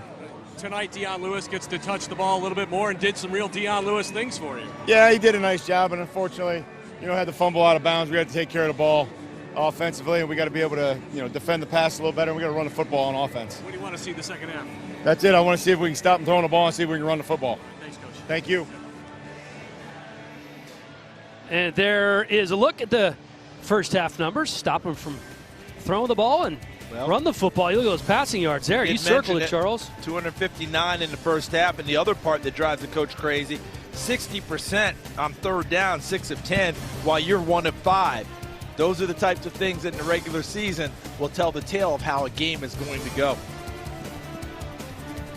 Solid performance from the starting offensive unit. Talked about that secondary. They're playing without Malcolm Butler tonight. Still adjusting with Kenny Vaccaro, of course, replacing Jonathan Cyprien. And they signed Steven Terrell this past week as an additional safety. I would not be surprised at all, Dan, if we see some more safeties come through here in Tennessee before this preseason is over. I think they're going to take a long look at some more guys and see who's going to help provide depth behind Byard. And it looks like Vaccaro is going to move in and become the starter for them and stay in that spot. Well, you can bring a guy in. You have plenty of time. No first cuts anymore. They used to cut down from 90 to 75. Now it's just 90 right down to the 53. You got to do that by September 1st at 3 p.m. That's the week before the opener against Miami on September 9th. It makes it hard on your personnel department, but it's really good for your practices. You know, you've got guys that can practice and get a longer look at some of your guys in the preseason. Play action, Gabbert complete to Taylor. And again, we're going to have a penalty on this one. Taywan Taylor's a guy who started slow in this offense. Didn't pick it up as quickly Illegal as... use of the hands. Hands to the face, number 94 defense. That penalty is declined. First down. Got our referee microphone issue that was a stadium issue all fixed up for the second half. Nice to know. Taywan Taylor slowly picking up the offense, but he's made some big steps the last couple of weeks in camp. And last year, they used him all over the place, asked him to learn a lot of things, and I don't think he was able to master enough. This year, leaving him mostly as an outside receiver. Dalen Dawkins. Man, it does not take him long to get up to speed. Picks up about 4. Dawkins, the rookie out of Colorado State, had almost 1,400 yards rushing and 8 touchdowns his senior year. Well, you did hear head coach Mike Vrabel tell our colleague Corey Curtis at the half what he really wanted to see was his team run the ball with more efficiency. Be better running the football. Obviously, he wants to limit how Tampa Bay throws, but right now on offense, he wants to see him run the ball. Wants to see people move off the offensive line establish a line of scrimmage in the Titans' favor. It's a nice first run for Dalen Dawkins. 2nd and 6 on the 45. Dawkins again squirts his way up to about the 49. He's going to be 2 yards shy of the first down. You guys remember last week we saw Akram Wadley come in and play a lot. I'm not surprised at all that after Llewellyn got his carries that we're seeing Dawkins here. Second preseason game. Wadley got his shot first last week. Dawkins gets his opportunity tonight. So far, the first 2 carries, you got to like what you see. He had 9 carries, 27 yards for Wadley last week, and that big 64-yard kickoff return as well. Perhaps tonight it's Dawkins' turn. That is fired and complete. That's going to be good for the first down. Darius Jennings. Devontae Harris on the tackle. It's a well-thrown ball, too, by Blaine Gabbert. You see the arm talent and a really nice job by Darius Jennings, who decided to play a little basketball right there. See how he boxed out? Yep. The defensive corner, number 27, Devontae Harris, got his body in front and caught the bullet pass from Gabbert for a first down. Darius Jennings, of course, that touchdown catch against Green Bay. Played in a lot of places. Cleveland, the Jets, Chicago, Tennessee. Cut 8 times by 4 teams. Gabbert again has a man, and this time it's Taywan Taylor. Tiptoes the sidelines before he's forced out of bounds. Back-to-back, they work on Devontae Harris, number 27. This time he's coming across the field. Titans radio announcer Dave McGinnis, you know what he calls those types of routes? What's that? Transcontinentals. When you cross from one side to the other. And a really nicely thrown ball by Gabbert. Another big pickup for Taylor.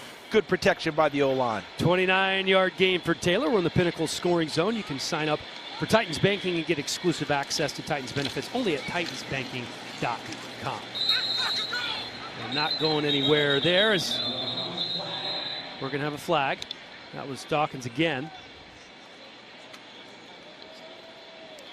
Remember, Tennessee has no fullbacks on their roster, so Luke Stocker, who's a tremendous inline blocker as a tight end, often goes to the backfield as the lead blocker when they go to the I formation. Illegal use of the hands to the face. Number 52 defense. 5-yard penalty, first down. Nigel Harris out of USF picking up the penalty for the Buccaneers. And there's a look at Taywan Taylor. He might have a 100-yard game tonight. 3 catches for 92 yards and a touchdown so far. Wouldn't mind at all to get a one-on-one opportunity now and stick it in the end zone. It's being guarded out there by Amari Coleman, number 44. And he's not going to get a chance, at least not on this play. That again was Dalen Dawkins down to the 2-yard line. That looked like a nice surge by the offensive line of the Tennessee Titans to give Dalen Dawkins this gap. Watch right through here. Watch them clear some space for Dawkins. Good job by Corey Levin, 62, with nice positioning. And then you see everyone else downfield making their blocks. Really well done. 69 also getting a nice block there, and Tyler Merritt's. Quick pass, and that is complete. Second touchdown of the evening to Taywan Taylor. What a night for the second-year receiver out of Western Kentucky. And when you have success running the football, you're able to do other things right off of it. And on that one, they just simply read it. I'm not even sure if that was an actual call or Blaine Gabbert just saw the one-on-one coverage, gave a little head nod to Taywan Taylor on the slant, and stuck it right on him. Austin Barnard, the rookie from Samford, on for the extra point, trying to cap an 8-play, 75-yard touchdown drive. And that is good. 20-14, your score here at Nissan Stadium. You're watching the Titans Network, presented by Nissan. Tennessee Titans preseason football is being brought to you by Nissan, innovation that excites.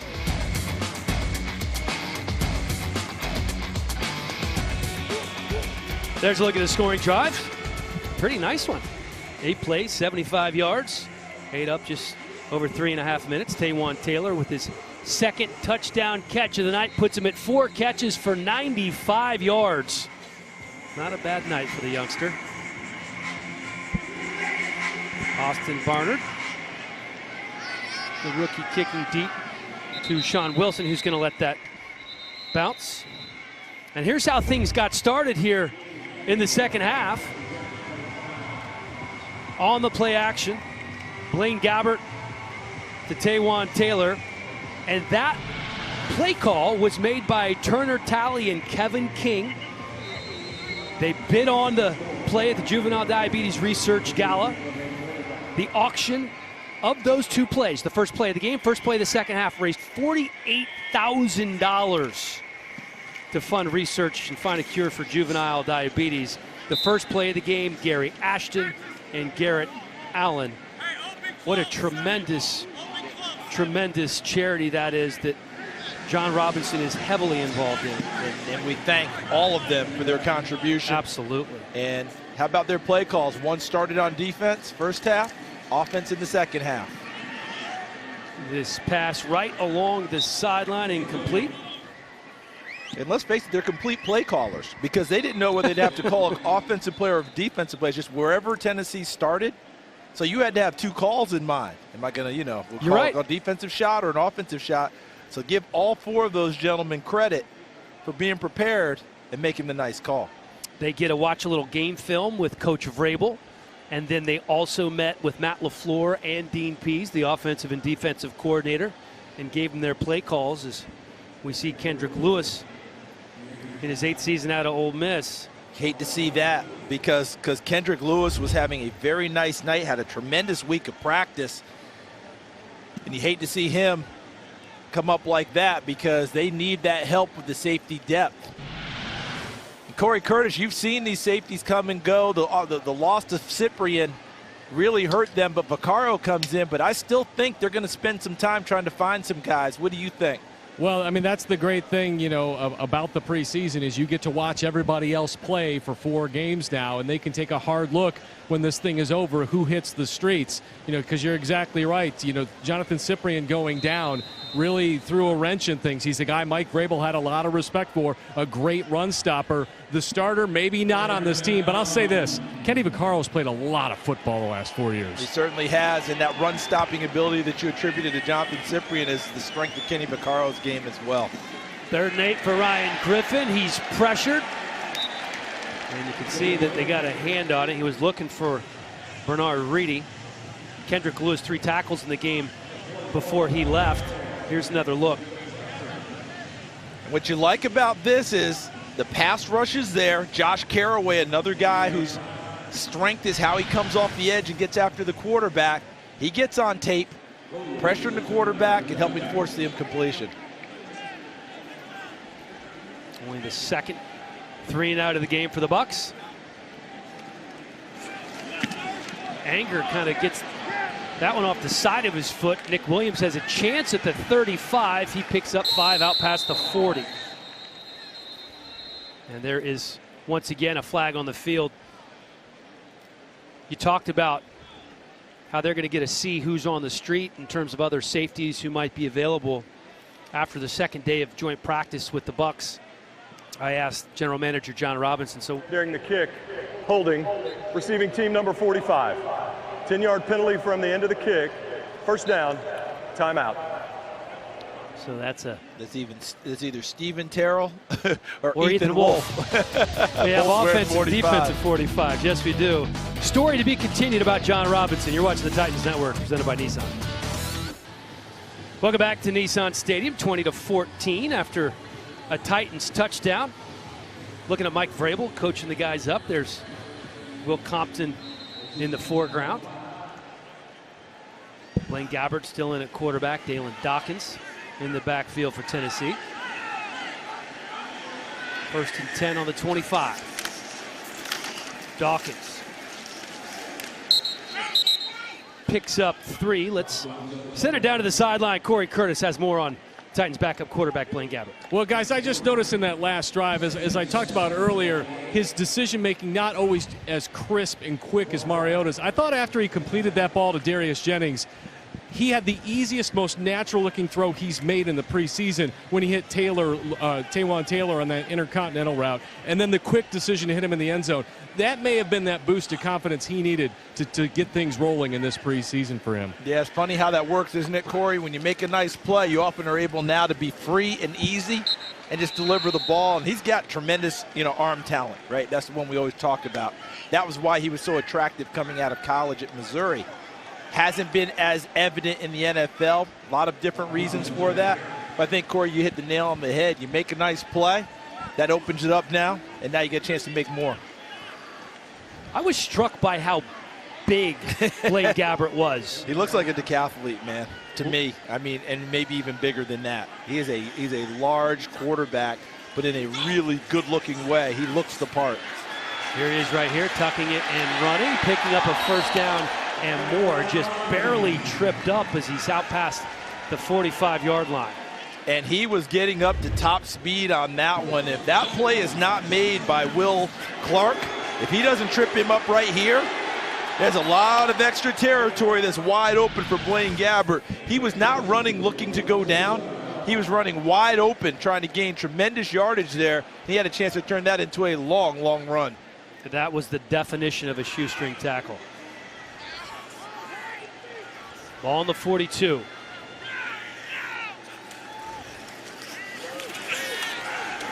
Gabbert rolling out, time, nothing going. Looks like he may have, if he jammed his finger, he's just trying to dry it off. Ball may have slipped out of his hands there. But when you talk about the size, both Mariota and Gabbert listed at 6'4". Mariota listed at 220, 222. Gabbert is every bit of 235, 240 pounds. It's interesting, isn't it? Because Mariota, what's he listed at again? 222. But he also looks like he's more like 215. Agreed. Okay. Just totally different body type. Gabbert, just a different body type, but very similar skill set. And look at Dawkins. How about that nifty little move? Don't know if that's going to be coming back, though, as we have a flag on the play.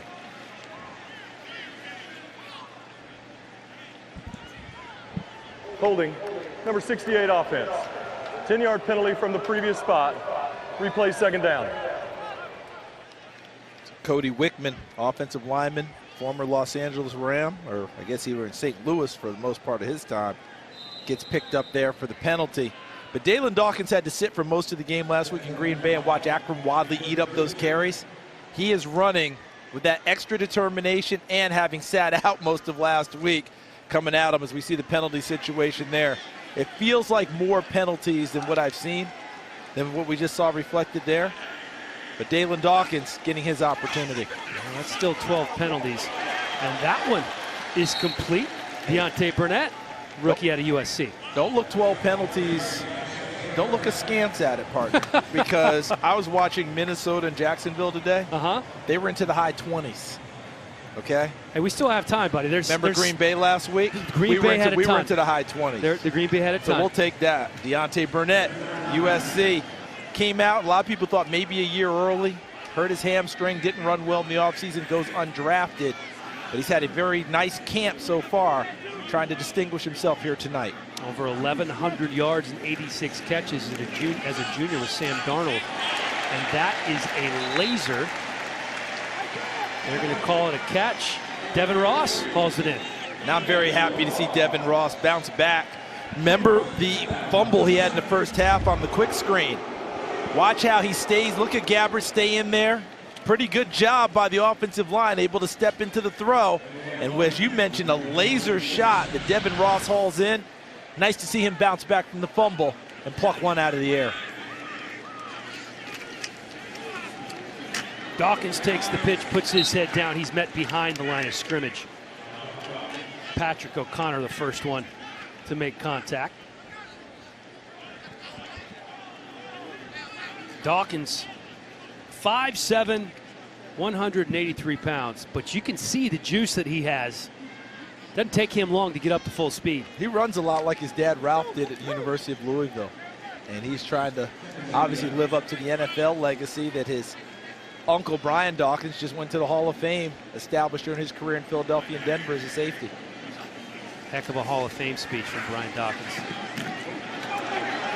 Maybe just a little late. That pass is broken up. Looking for Devin Ross again. That was Devontae Harris in coverage. They've done a nice job of picking on Devontae Harris here in the second half, and finally Devontae Harris able to make a play for himself. Closed very nicely on that in-breaking route and got there as the time the ball got there to help bounce it away. 3rd and 13 now for Gabbert in this Titans offense with just over 6 minutes to go here in the third quarter.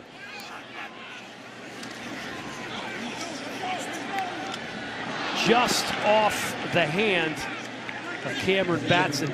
That one might have had a little too much heat on it. Yeah, and I think the big the major challenge there was Devontae Lambert, number 75 for Tampa Bay, right in the grill of Blaine Gabbert, and he's trying to throw the ball without being able to truly step into it.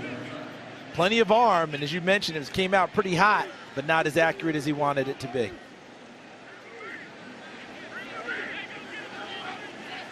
Barnard into punt. Sean Wilson, once again the return man for the Bucs, calls for the fair catch at the 15.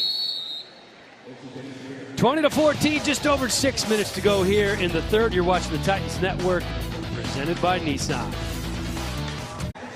A beautiful August night in Nashville, Tennessee. The Korean War Veterans Bridge just off downtown. The Tennessee Titans trailing the Tampa Bay Bucs 20-14. We have an injury update for the Titans. Kendrick Lewis left the game earlier. They're calling it a foot injury. His return is questionable. That's way more information than we've been getting all camp. So, guys, that's detailed stuff. And we that's appreciate the effort. Yeah, we certainly do, Corey, but that's tough to see for them as they try and build that safety depth.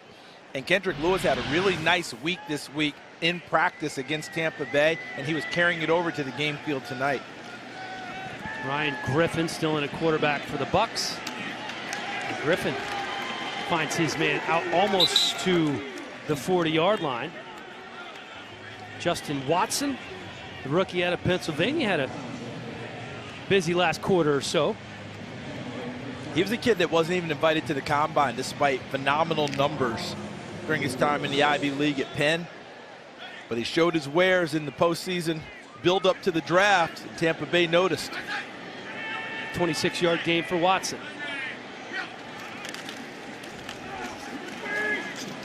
Up the middle, not much going there. Solid effort from Darren Bates.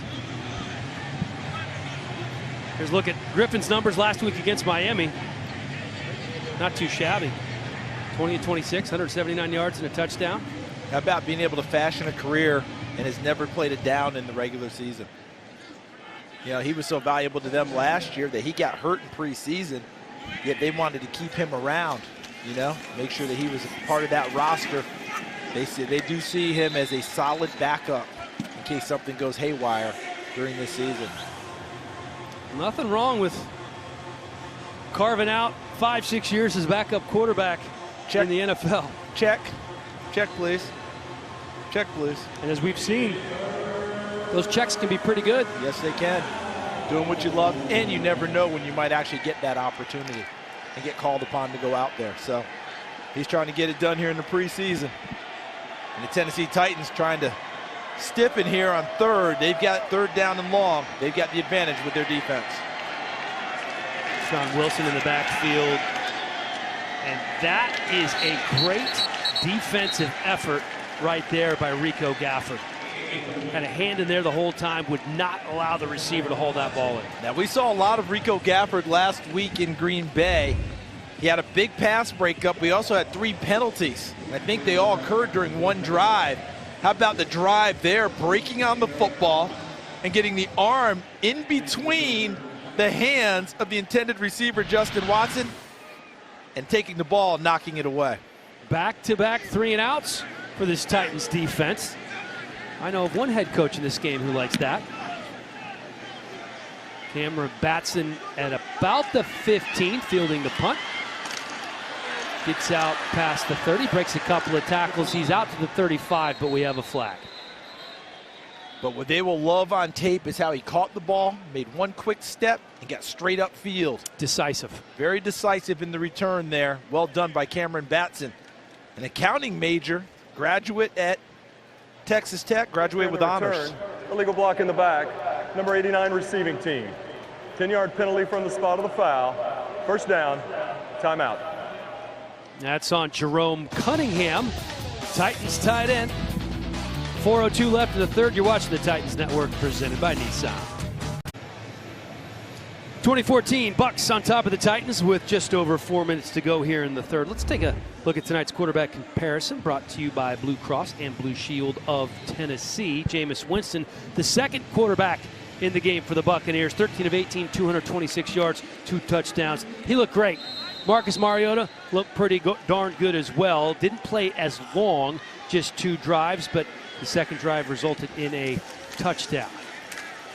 Blaine Gabbert still in the game at quarterback. Looking deep this time and just a little short. Couldn't quite catch up with Devin Ross. We do have another flag down on the field. We'll bring you up to speed on that. Here's a look at Winston and Mariota, the number 1 and number 2 pick in the 2015 draft. So much comparison going on for these two quarterbacks before they ever even step foot in the NFL, Charles. And we see all the different numbers that are there, and all that's fine. You know what Mariota has over Winston? Playoff win. Playoff win.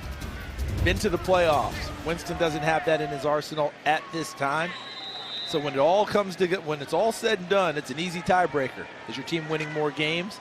Do you have a chance at the playoffs? Tennessee went last year, hoping to get back again this season. Couple of 9-7 campaigns. Playoff win last year for Tennessee. And that's going to be a gain of just about 5 for Akram Wadley, who is now in the game at running back, as they try to get untangled there. Wadley, as we talked about earlier, had more rushing attempts in that first preseason game up there in Green Bay than any other running back. He had 9 carries for 27 yards, had a 64-yard kickoff return, but he also fumbled a kickoff that went out of bounds, that could have gone out of bounds at the 1. And he had really lucky. And he had a fumble on a running play that was lost. Gabbert complete over the middle. Anthony Ferkser, first year tight end out of Harvard. How many NFL games are you going to see with 3 Harvard guys on the field? Not that many, but boy, they do a terrific job with that program, don't they? I mean, just a fantastic job. Perennial challengers for the Ivy League crown. Coach has been there a long time, put together a heck of a program, and we're seeing many, many guys from wearing the crimson coming into the NFL. Some good players from Harvard on the field tonight. That's Cameron Batson picking up a couple. Yeah, Ferkser, an interesting story. Spent some time with the Jets, has a degree in applied mathematics, interested in being a financial consultant when he's done playing. Now, didn't you mention to me that you stay on your son about mathematics? Because you're like, look, dude, this is the way. This is the way to get it done. There's a lot of money to be made in the world of finance. Hang with the finance. So you may have to have Mr. Ferkser come over and have a little chat with your young man. I agree. We went the wrong direction, Charles. I couldn't. Hey, listen, 2 + 2 is a challenge for me. Good special teams hit right there. You want to be at Nissan Stadium this season to see the newest Titans, Deion Lewis, Malcolm Butler, Harold Landry, and Rashaan Evans. We're ready to get this 2018 season started. You can join them for all the action by purchasing your 2018 Titans season tickets today. Just call 615-565-4200 right now. Operators are standing by, or you can go to titansonline.com for more info. Another flag on the field. I think we have more than 12 now. Yep, getting ready to do. Big season here. You see a lot of the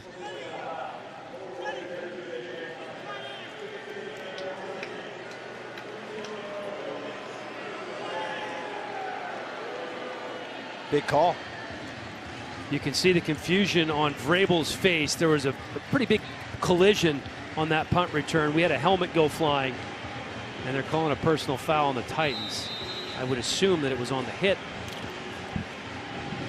And the confusion might be who's it against. That's typically all the coaches want. You always see him writing things down. Right. He wants to write down who it was against so you can go back and watch it versus the tape and see if it was warranted or not. 8 penalties, 94 yards on the Titans now. Griffin finds an open man.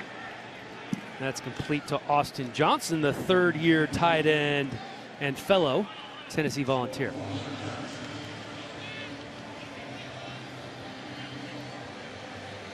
So 2nd and 7 after a 3-yard gain.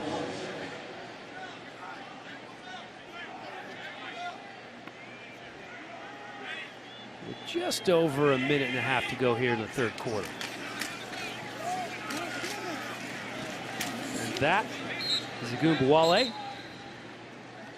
7 carries for 15 yards last week, getting some work here, taken down by Sharif Finch.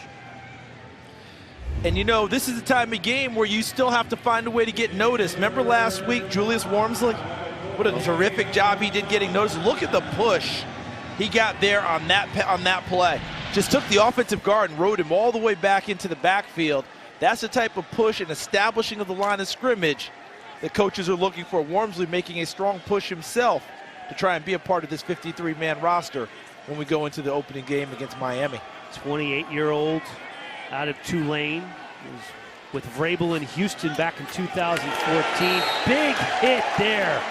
Wow, don't take your helmet off. That's Darren Bates. And there's the flag for taking his helmet off. That was easy. You nailed that one. Got to have some sense, Mr. Bates. Well, you nailed that one perfectly. I mean, everything he did was spot on until he took the helmet off and decided to phone everyone and tell them, we saw you, Darren.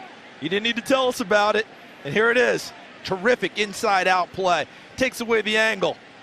And then the helmet's off. Negated all of it. And negates all that terrific effort. Play, unsportsmanlike conduct, taunting. Defense number 53. 15-yard penalty from the end of the run. First down. That is number 53's first foul towards disqualification of unsportsmanlike nature. Clay Martin breaking it down for us. You can see the look there on Mike Vrabel's face. Dean Pease, defensive coordinator in the booth right next to us, shaking his head. He did everything perfectly. Took away the angle. No chance for him to cut back. Pinned him to the sideline. Terrific tackle. And then had to phone everyone. Tell them all about it. And the thing is, we can all see it. Didn't need to. Heck of a play. Griffin in and out of the hands of Jake Lampman. 109 yards and penalties for the Titans. Again, it's a preseason game. Got to clean some things up. Both sides of the ball, obviously. And coaches don't want those penalties. Duh. We know that. But that penalty by Bates, if you're on the Tennessee side right now, if you're on defense, you know what you have to do is say, you know something? He just opened up more downs for me to make a play and get noticed and try and make this team. Right? That's how you have to look right. at it. Yes, it's a team game, but if you're trying to make this team, okay, he gave me more downs. Who's going to show up and get noticed here? That's Devontae Lampkin. Right in there on the tackle, taking down Ogunbowale. Let me tell you something. Lampkin out of Oklahoma is a seriously good-looking cat. Came out last year as a redshirt sophomore, which shocked everyone. And here he is with a chance now to make it on the Tennessee Titans. Undrafted. Could he make this roster? You're watching the Titans Network, presented by Nissan.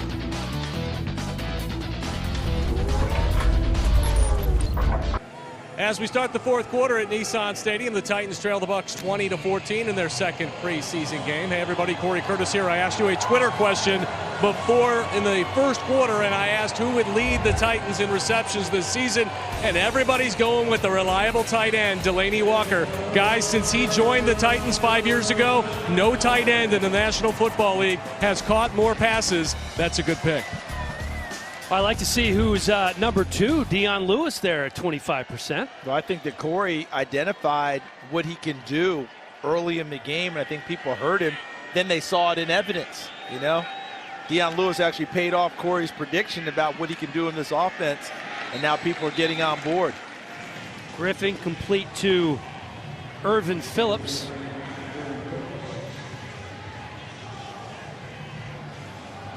Let's see. Brendan Trawick in there on the tackle.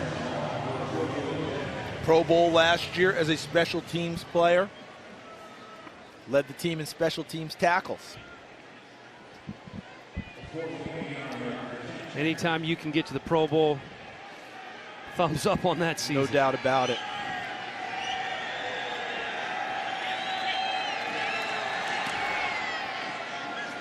This one from 48 yards out is good from Catanzaro.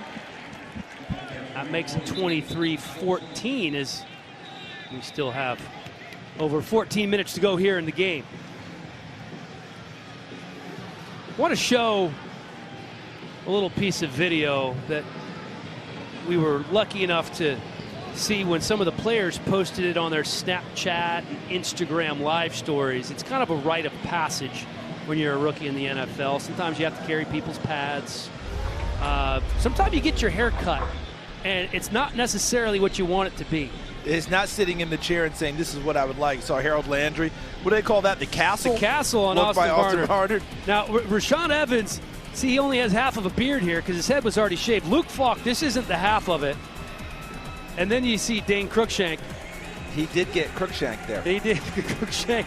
You saw these guys walking around the facility, and they took it well. I think we had a chance to see Rashaan Evans in the hallway and say, hey, how about that? And how long do you have to wear? He said, only until Sunday. He said, we can make it till Sunday. That's not so bad. And you know what? It's a fresh start. You just shave your head. You start over.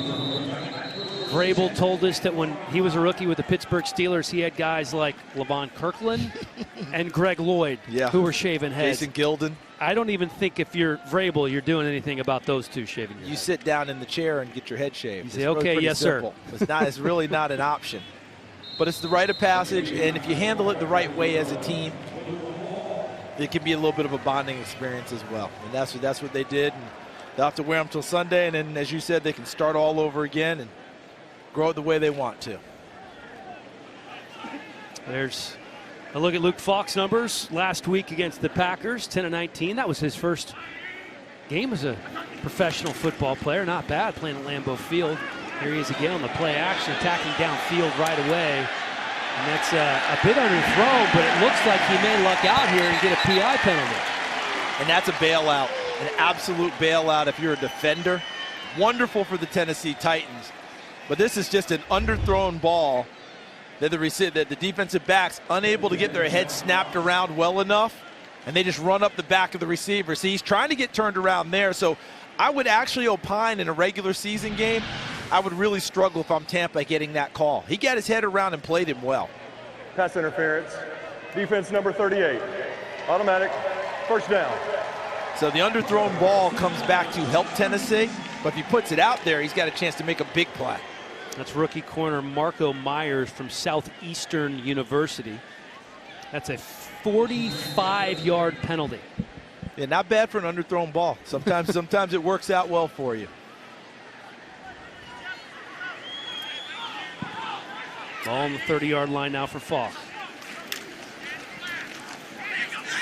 Hand off to Wadley. Wadley taken down to the line of scrimmage. Remember, that was another rule that they were reassessing, talking about not making pass interference nearly as punitive. Yeah, they didn't want it to be. They talked about possibly not being a spot foul and making it a 15-yarder, similar to the college game. Talked about it, decided to leave the rule as is for now. Every year the competition committee goes over the rules that they want to change and alter. And we've seen some of them just for a season on a trial basis. Some of them go back, some of them stay the same.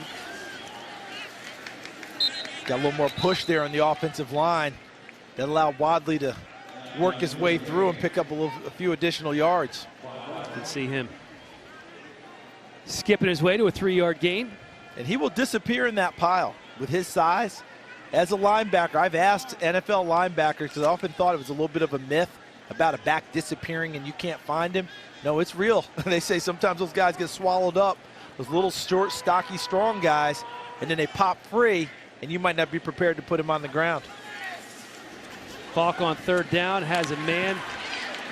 Catch is made, but not going to be enough for the first down. There is a flag. That, again, was Anthony Ferkser, tight end out of Harvard.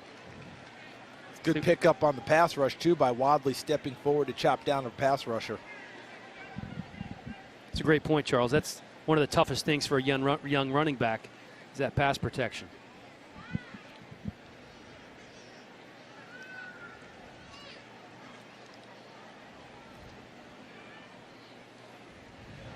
Personal foul. Chop block. Number 38 and 79 offense. 15-yard penalty. Replay third down. And I was praising Wadley for stepping forward and helping pick up the blitzer or the pass rusher. But the chop block always comes into play. If you're engaged already with another blocker up high and you come down low and take his legs out, you can't double team the pass rusher or the on-rushing defender that way. So Wadley, when he stepped forward to chop it down, that defender was already being engaged by an offensive lineman, thus the penalty flag against him. 10 penalties, 124 yards, looking at 3rd and 22 here. You can see how deep that second line of defense, all the linebackers are playing off the ball. That pass is complete and not even quite out to the original line of scrimmage. Ferkser again on the catch. Luke Falk, Pac-12 record holder, 14,486 yards at Washington State, where he started 40 games. He began his career as a walk-on there. And that's an impressive feat to go from walk-on to all-time leader in a conference as prestigious as the Pac-12. Imagine how different it could have been. I believe Washington State, the only school that originally offered Baker Mayfield a scholarship, and he turned it down. Washington State and Florida Atlantic, where Lane Kiffin is. FAU. So those were the two for Baker Mayfield. And he was trying to decide between the two, and his father said, you don't want to go there to either one. Why don't you just gamble on yourself and go someplace you'd rather go? How'd that work out? And he and his father had a massive fight. And then Baker ended up going to Texas Tech and trying it there. Worked out there, went to Oklahoma, and then became the #1 overall pick. 23-14 here in Nashville. 23-14 here at Nissan Stadium in Nashville. That's a look at one of the stars of the game tonight. You could make an argument that Taywan Taylor, most valuable player, at least on the offensive side of the ball. I might vote for Jayon Brown on the defensive side of the ball for the Titans, but it's been a nice night for the second-year receiver. Yeah, Jayon Brown just made her tackle as you were talking. He was everywhere, wasn't he? Sean Wilson, the rookie out of Duke, in the backfield for the Bucs, takes the handoff. He's met at the line of scrimmage by about 5 different Titans. Wilson actually probably getting the most buzz of any of the running backs in camp so far, including Ronald Jones, undrafted free agent, has made a big impression. Yeah, he and Dare Ogunbowale. Oh, so good. Have caught the eye of the coaching staff in Tampa. It's funny, a name like Ogunbowale, if you try to spell it out phonetically, it's almost even more difficult. You just have to look at it and read it. You might remember that name from the NCAA tournament this past year, women's edition, with a young lady hitting some clutch shots down the stretch for Notre Dame, leading her team to a national championship. That's his sister, before she ended up going on Dancing with the Stars. Impressive performance by the Ogunbowale family. Yeah, I'm going home and asking my kids, what's up? Well, you do that. I'm trying to get my son into finance and math. You might have a better shot there. First down on the 35. Griffin had a man wide open. Instead, tries to bite off a little more than he can chew. He was looking for Sergio Bailey. Rico Gafford was there. Like the coverage by Gafford. One thing about that young man, he doesn't back down from anyone or anything. I've seen him be physical in practice, coming up and making hits, both in the run game and the pass game. We watched him in Green Bay struggle a little bit with penalties, maybe a little bit over-aggressive in his coverage. Also make a nice pass breakup. And tonight, 2 plays in his area that I can recount. He's been on the spot for both of them. Big, big hole for the Bucs. Sean Wilson picks up 6. Robert Spillane was there after the game. I think there's any chance we could walk up to Robert Spillane and say, hey, you ever heard of Mickey Spillane, and get a positive reaction out of that, or is he going to look at us quizzically? Like we're crazy and not know who it is? Yeah, I just dated myself in a big way, didn't I? I bet you he's heard that before. For youngsters who may not know, Google it.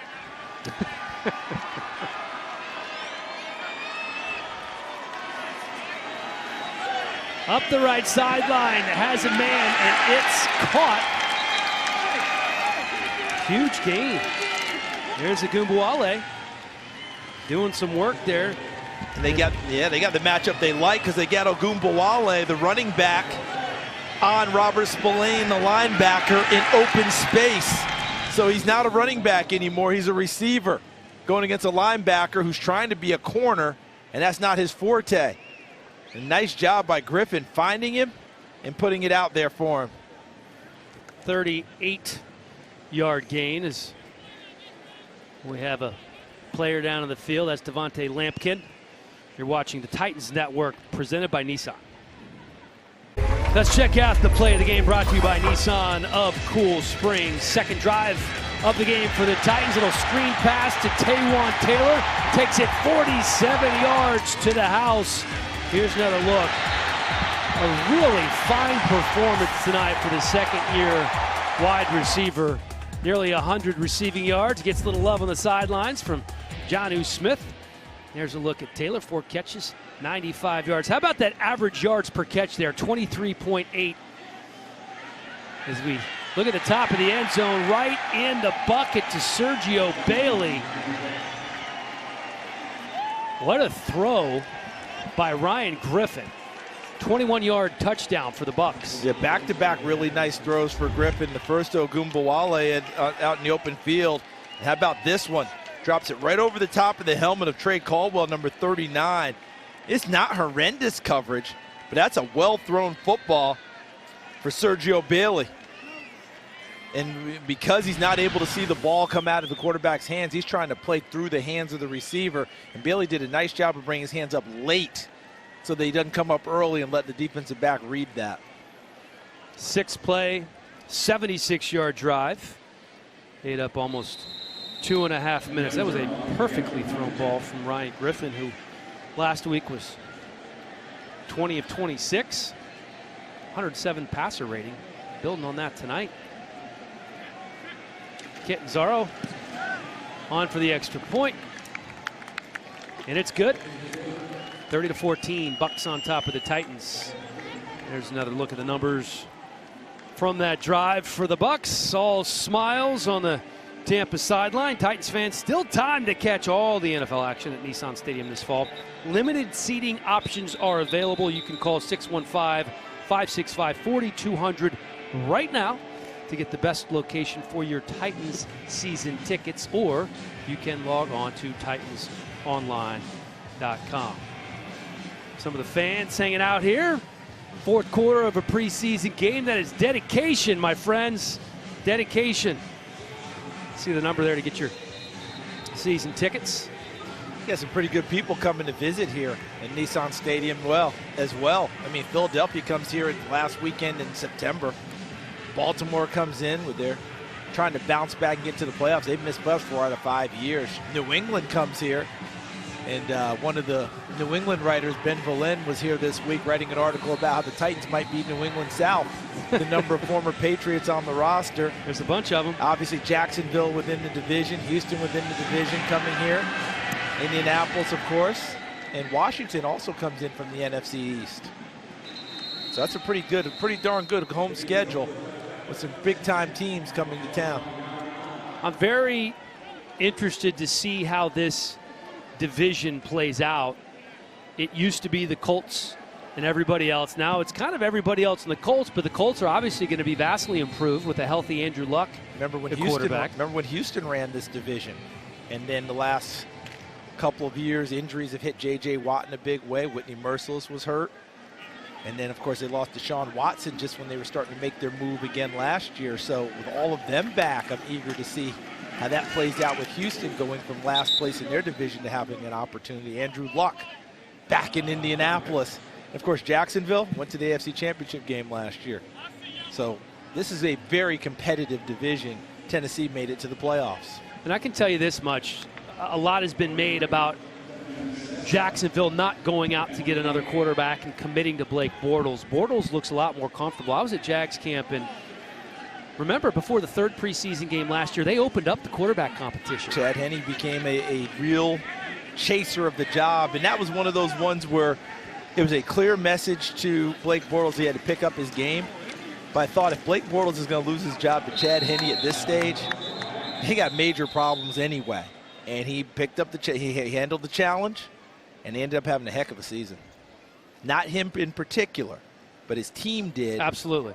But he had more of an effect on the playoffs than people want to give him credit. And ironically, it was with his legs as much as it was his arms. But that's a good football team. And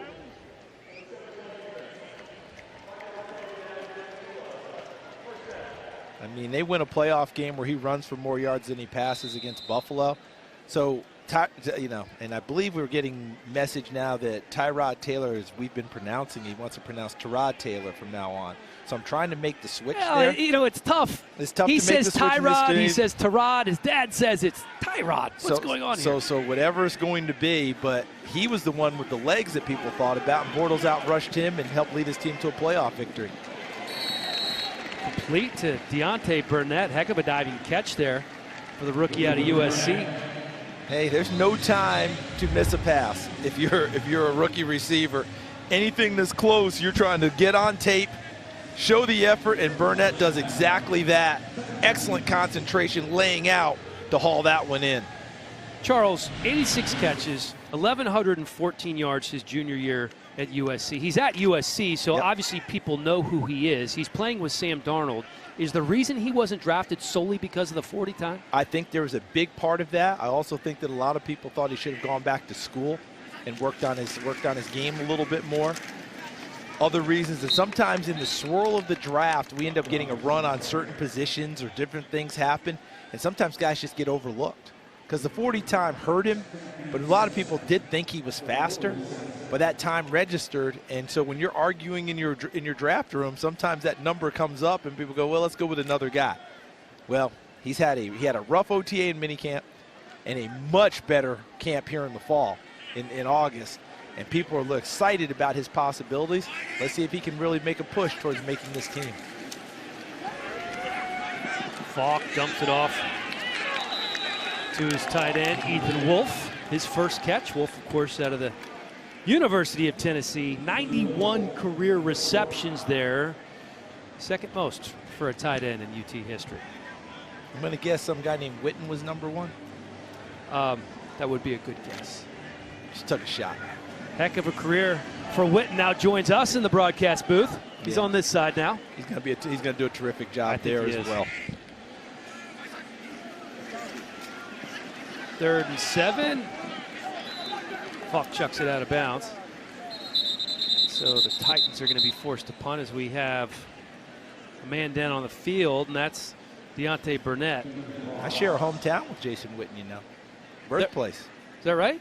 Carter County Hospital, Elizabethton, Tennessee. Now, I was born in the so-called old Carter County Hospital. He's born in the new Carter County Hospital. But in any event, Carter County, Tennessee, where he played high school football for his grandfather, legendary Coach Dave Ryder. There's a look at Burnett going down, kind of a non-contact injury. Looked like he was grabbing his stomach or his ribs. Hope he's going to be okay. We've seen too many non-contact injuries be of the serious nature over the last few years in the NFL. Hopefully he just got the wind knocked out of him or something just kind of went. It's nice to see him up on his feet.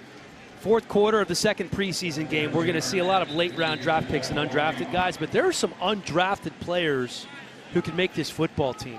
In addition to Burnett, you have Wadley, you have Sharif Finch. There's some good players around the National Football League. Julius Wormsley, absolutely played well at the defensive line. Watching that. Could Rico Gafford make the team as one of the corners? Great question. His speed is really something that's gotten a lot of attention, and he may end up being a return guy as well. Wilson really calls nice play there for the fair catch. Did you see how Gafford bent around him just in case that ball was fumbled? Yes, he did. Smart football right there by the youngster. 30-14, just over 6 minutes to go. You're watching the Titans Network, presented by Nissan. Welcome back to Nissan Stadium. Let's take a look at the drive of the game, brought to you by Candy's Campers. This is the first drive of the second half. Blaine Gabbert in at quarterback. Taywan Taylor, an integral part of what was going on, as was Dalen Dawkins with a nice run, and then the touchdown capper to Taywan Taylor. 2 touchdown receptions in the game for that young man. Nice performance from Blaine Gabbert as well. 10 of 16 for 116 yards and a touch. 6 minutes to go here in the fourth quarter. Austin Allen in at quarterback now, the rookie out of Arkansas. They went back-to-back Allens at the University of Arkansas playing quarterback. The brothers tandem. One was in the league with Jacksonville when he first entered the league. The older one, obviously. And here's Austin getting his opportunity here with Tampa Bay. And there, look as he throws a strike there to Irvin Phillips, the rookie out of Syracuse. All right, let's see if anyone on this Tennessee defense can step up, make a changing play. Pop a ball free, pick off a pass, big sack of a quarterback, change of the direction a little bit, try and get their hands on the football and give it back to their offense in scoring position. You want to get noticed by coaches? Create a turnover, get a takeaway. That'll do it. And really, it's a player on either side of the ball because coaches are going to be watching this game film, and they're going to be watching everybody, Tampa players and the Tennessee guys. And you know who else is watching? Every other team in the league's personnel department. And what do they always say? Because when they cut down, from 90, there may be guys that they liked in the preseason on other teams that don't make it with that team. If they shake free, they'll be going after them with a little bit of vigor. Francis Callen on the tackle there. And what do they always tell the players? Listen, put out some good tape. Yes. Because there will be people watching. Just mentioned Francis Callen, native of London, England. Parents, immigrants from Sierra Leone. He grew up a soccer kid. Big fan of the Chelsea Blues before he turned to football at the age of 16. Wale dragged down right there. Didn't see a flag. I thought we either. might see one maybe for a horse collar, but apparently that didn't happen there. We're getting Ogunbowale on the ground. That was Brandon Chubb. They signed him right not that long Green ago. Bay. Yeah, right before the first game. He's played for the Rams in Detroit and San Francisco. His baby brother, Bradley, first-round pick of the Denver Broncos. And his cousin Nick, playing for the Browns. And ran the football well last night. Browns game against the Buffalo Bills. And how unfortunate was it for Buffalo quarterback A.J. McCarron. Oh. Been waiting for this opportunity to be a starter. He's waited out in Cincinnati. Has a fractured collarbone, going to miss some time. So I think Josh Allen ascends, the rookie first-round pick out of Wyoming. They've got to get him ready to go for week 1. Well, certainly the door is open for him. He's competing with Nathan Peterman. That's Robert Spillane making the tackle. Nathan Peterman, of course, thrust into action to replace Tyrod Taylor last year, a game out in Los Angeles against the Chargers, threw, I believe, 5 interceptions in the first half of that game. That he did, and that's a tough bounce back for him. But they say he's having a nice camp. But I think if it comes down anywhere even, you go with the rookie first-round pick that you drafted, moved up to get, and try and get him ready to go for the season opener. I'll see Buffalo myself in person next week. They're going to be playing Cincinnati in a game, and we'll see who gets to start in that one, whether it's Peterman or Allen. Well, you have a nice double dip. You get to call that game, and then Titans, of course, going to be in Pittsburgh. You'll be joining us for that game That'll be fun. That'll be a fun one to watch because that's that third preseason game where you're playing it for real for at least a half, and that'll be fun to see how everyone reacts for both the Titans and the Pittsburgh Steelers. Two teams that don't tend to back down from each other. Not at all.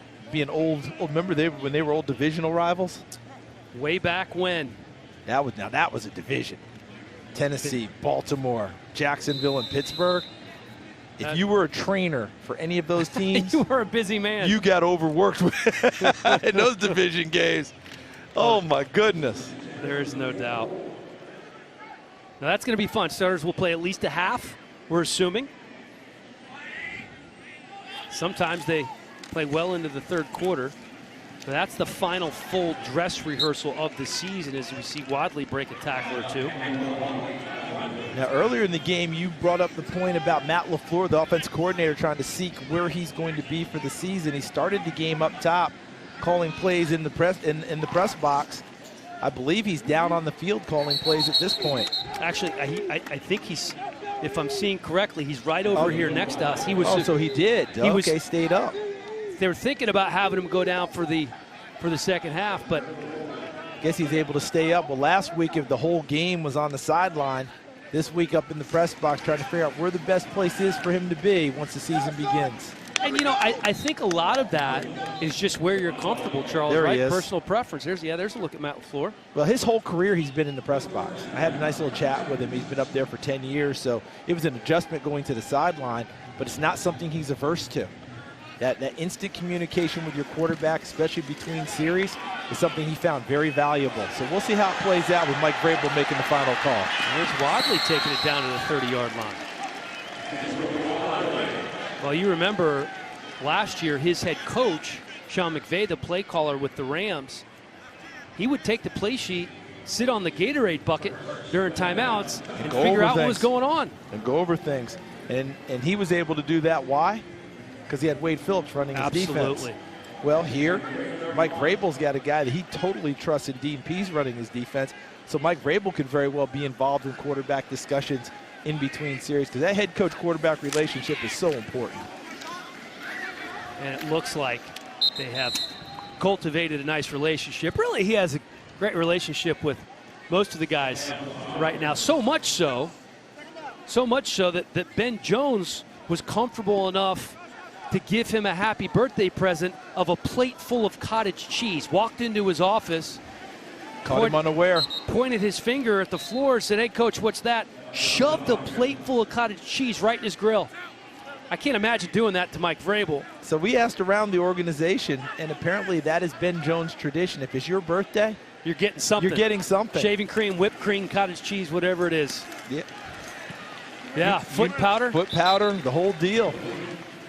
And Mike Vrabel, he gave us an excellent quote about that. If you can't give, if you can't give yourself over to the team, how are they going to give themselves over to you? Absolutely right. And he understands that, played along with it, had a great time, and off they go.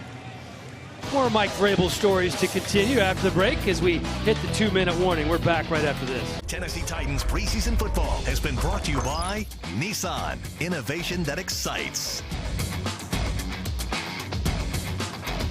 The Titans in the Pinnacle scoring zone. You can sign up for Titans Banking and get exclusive access to Titans benefits only at titansbanking.com.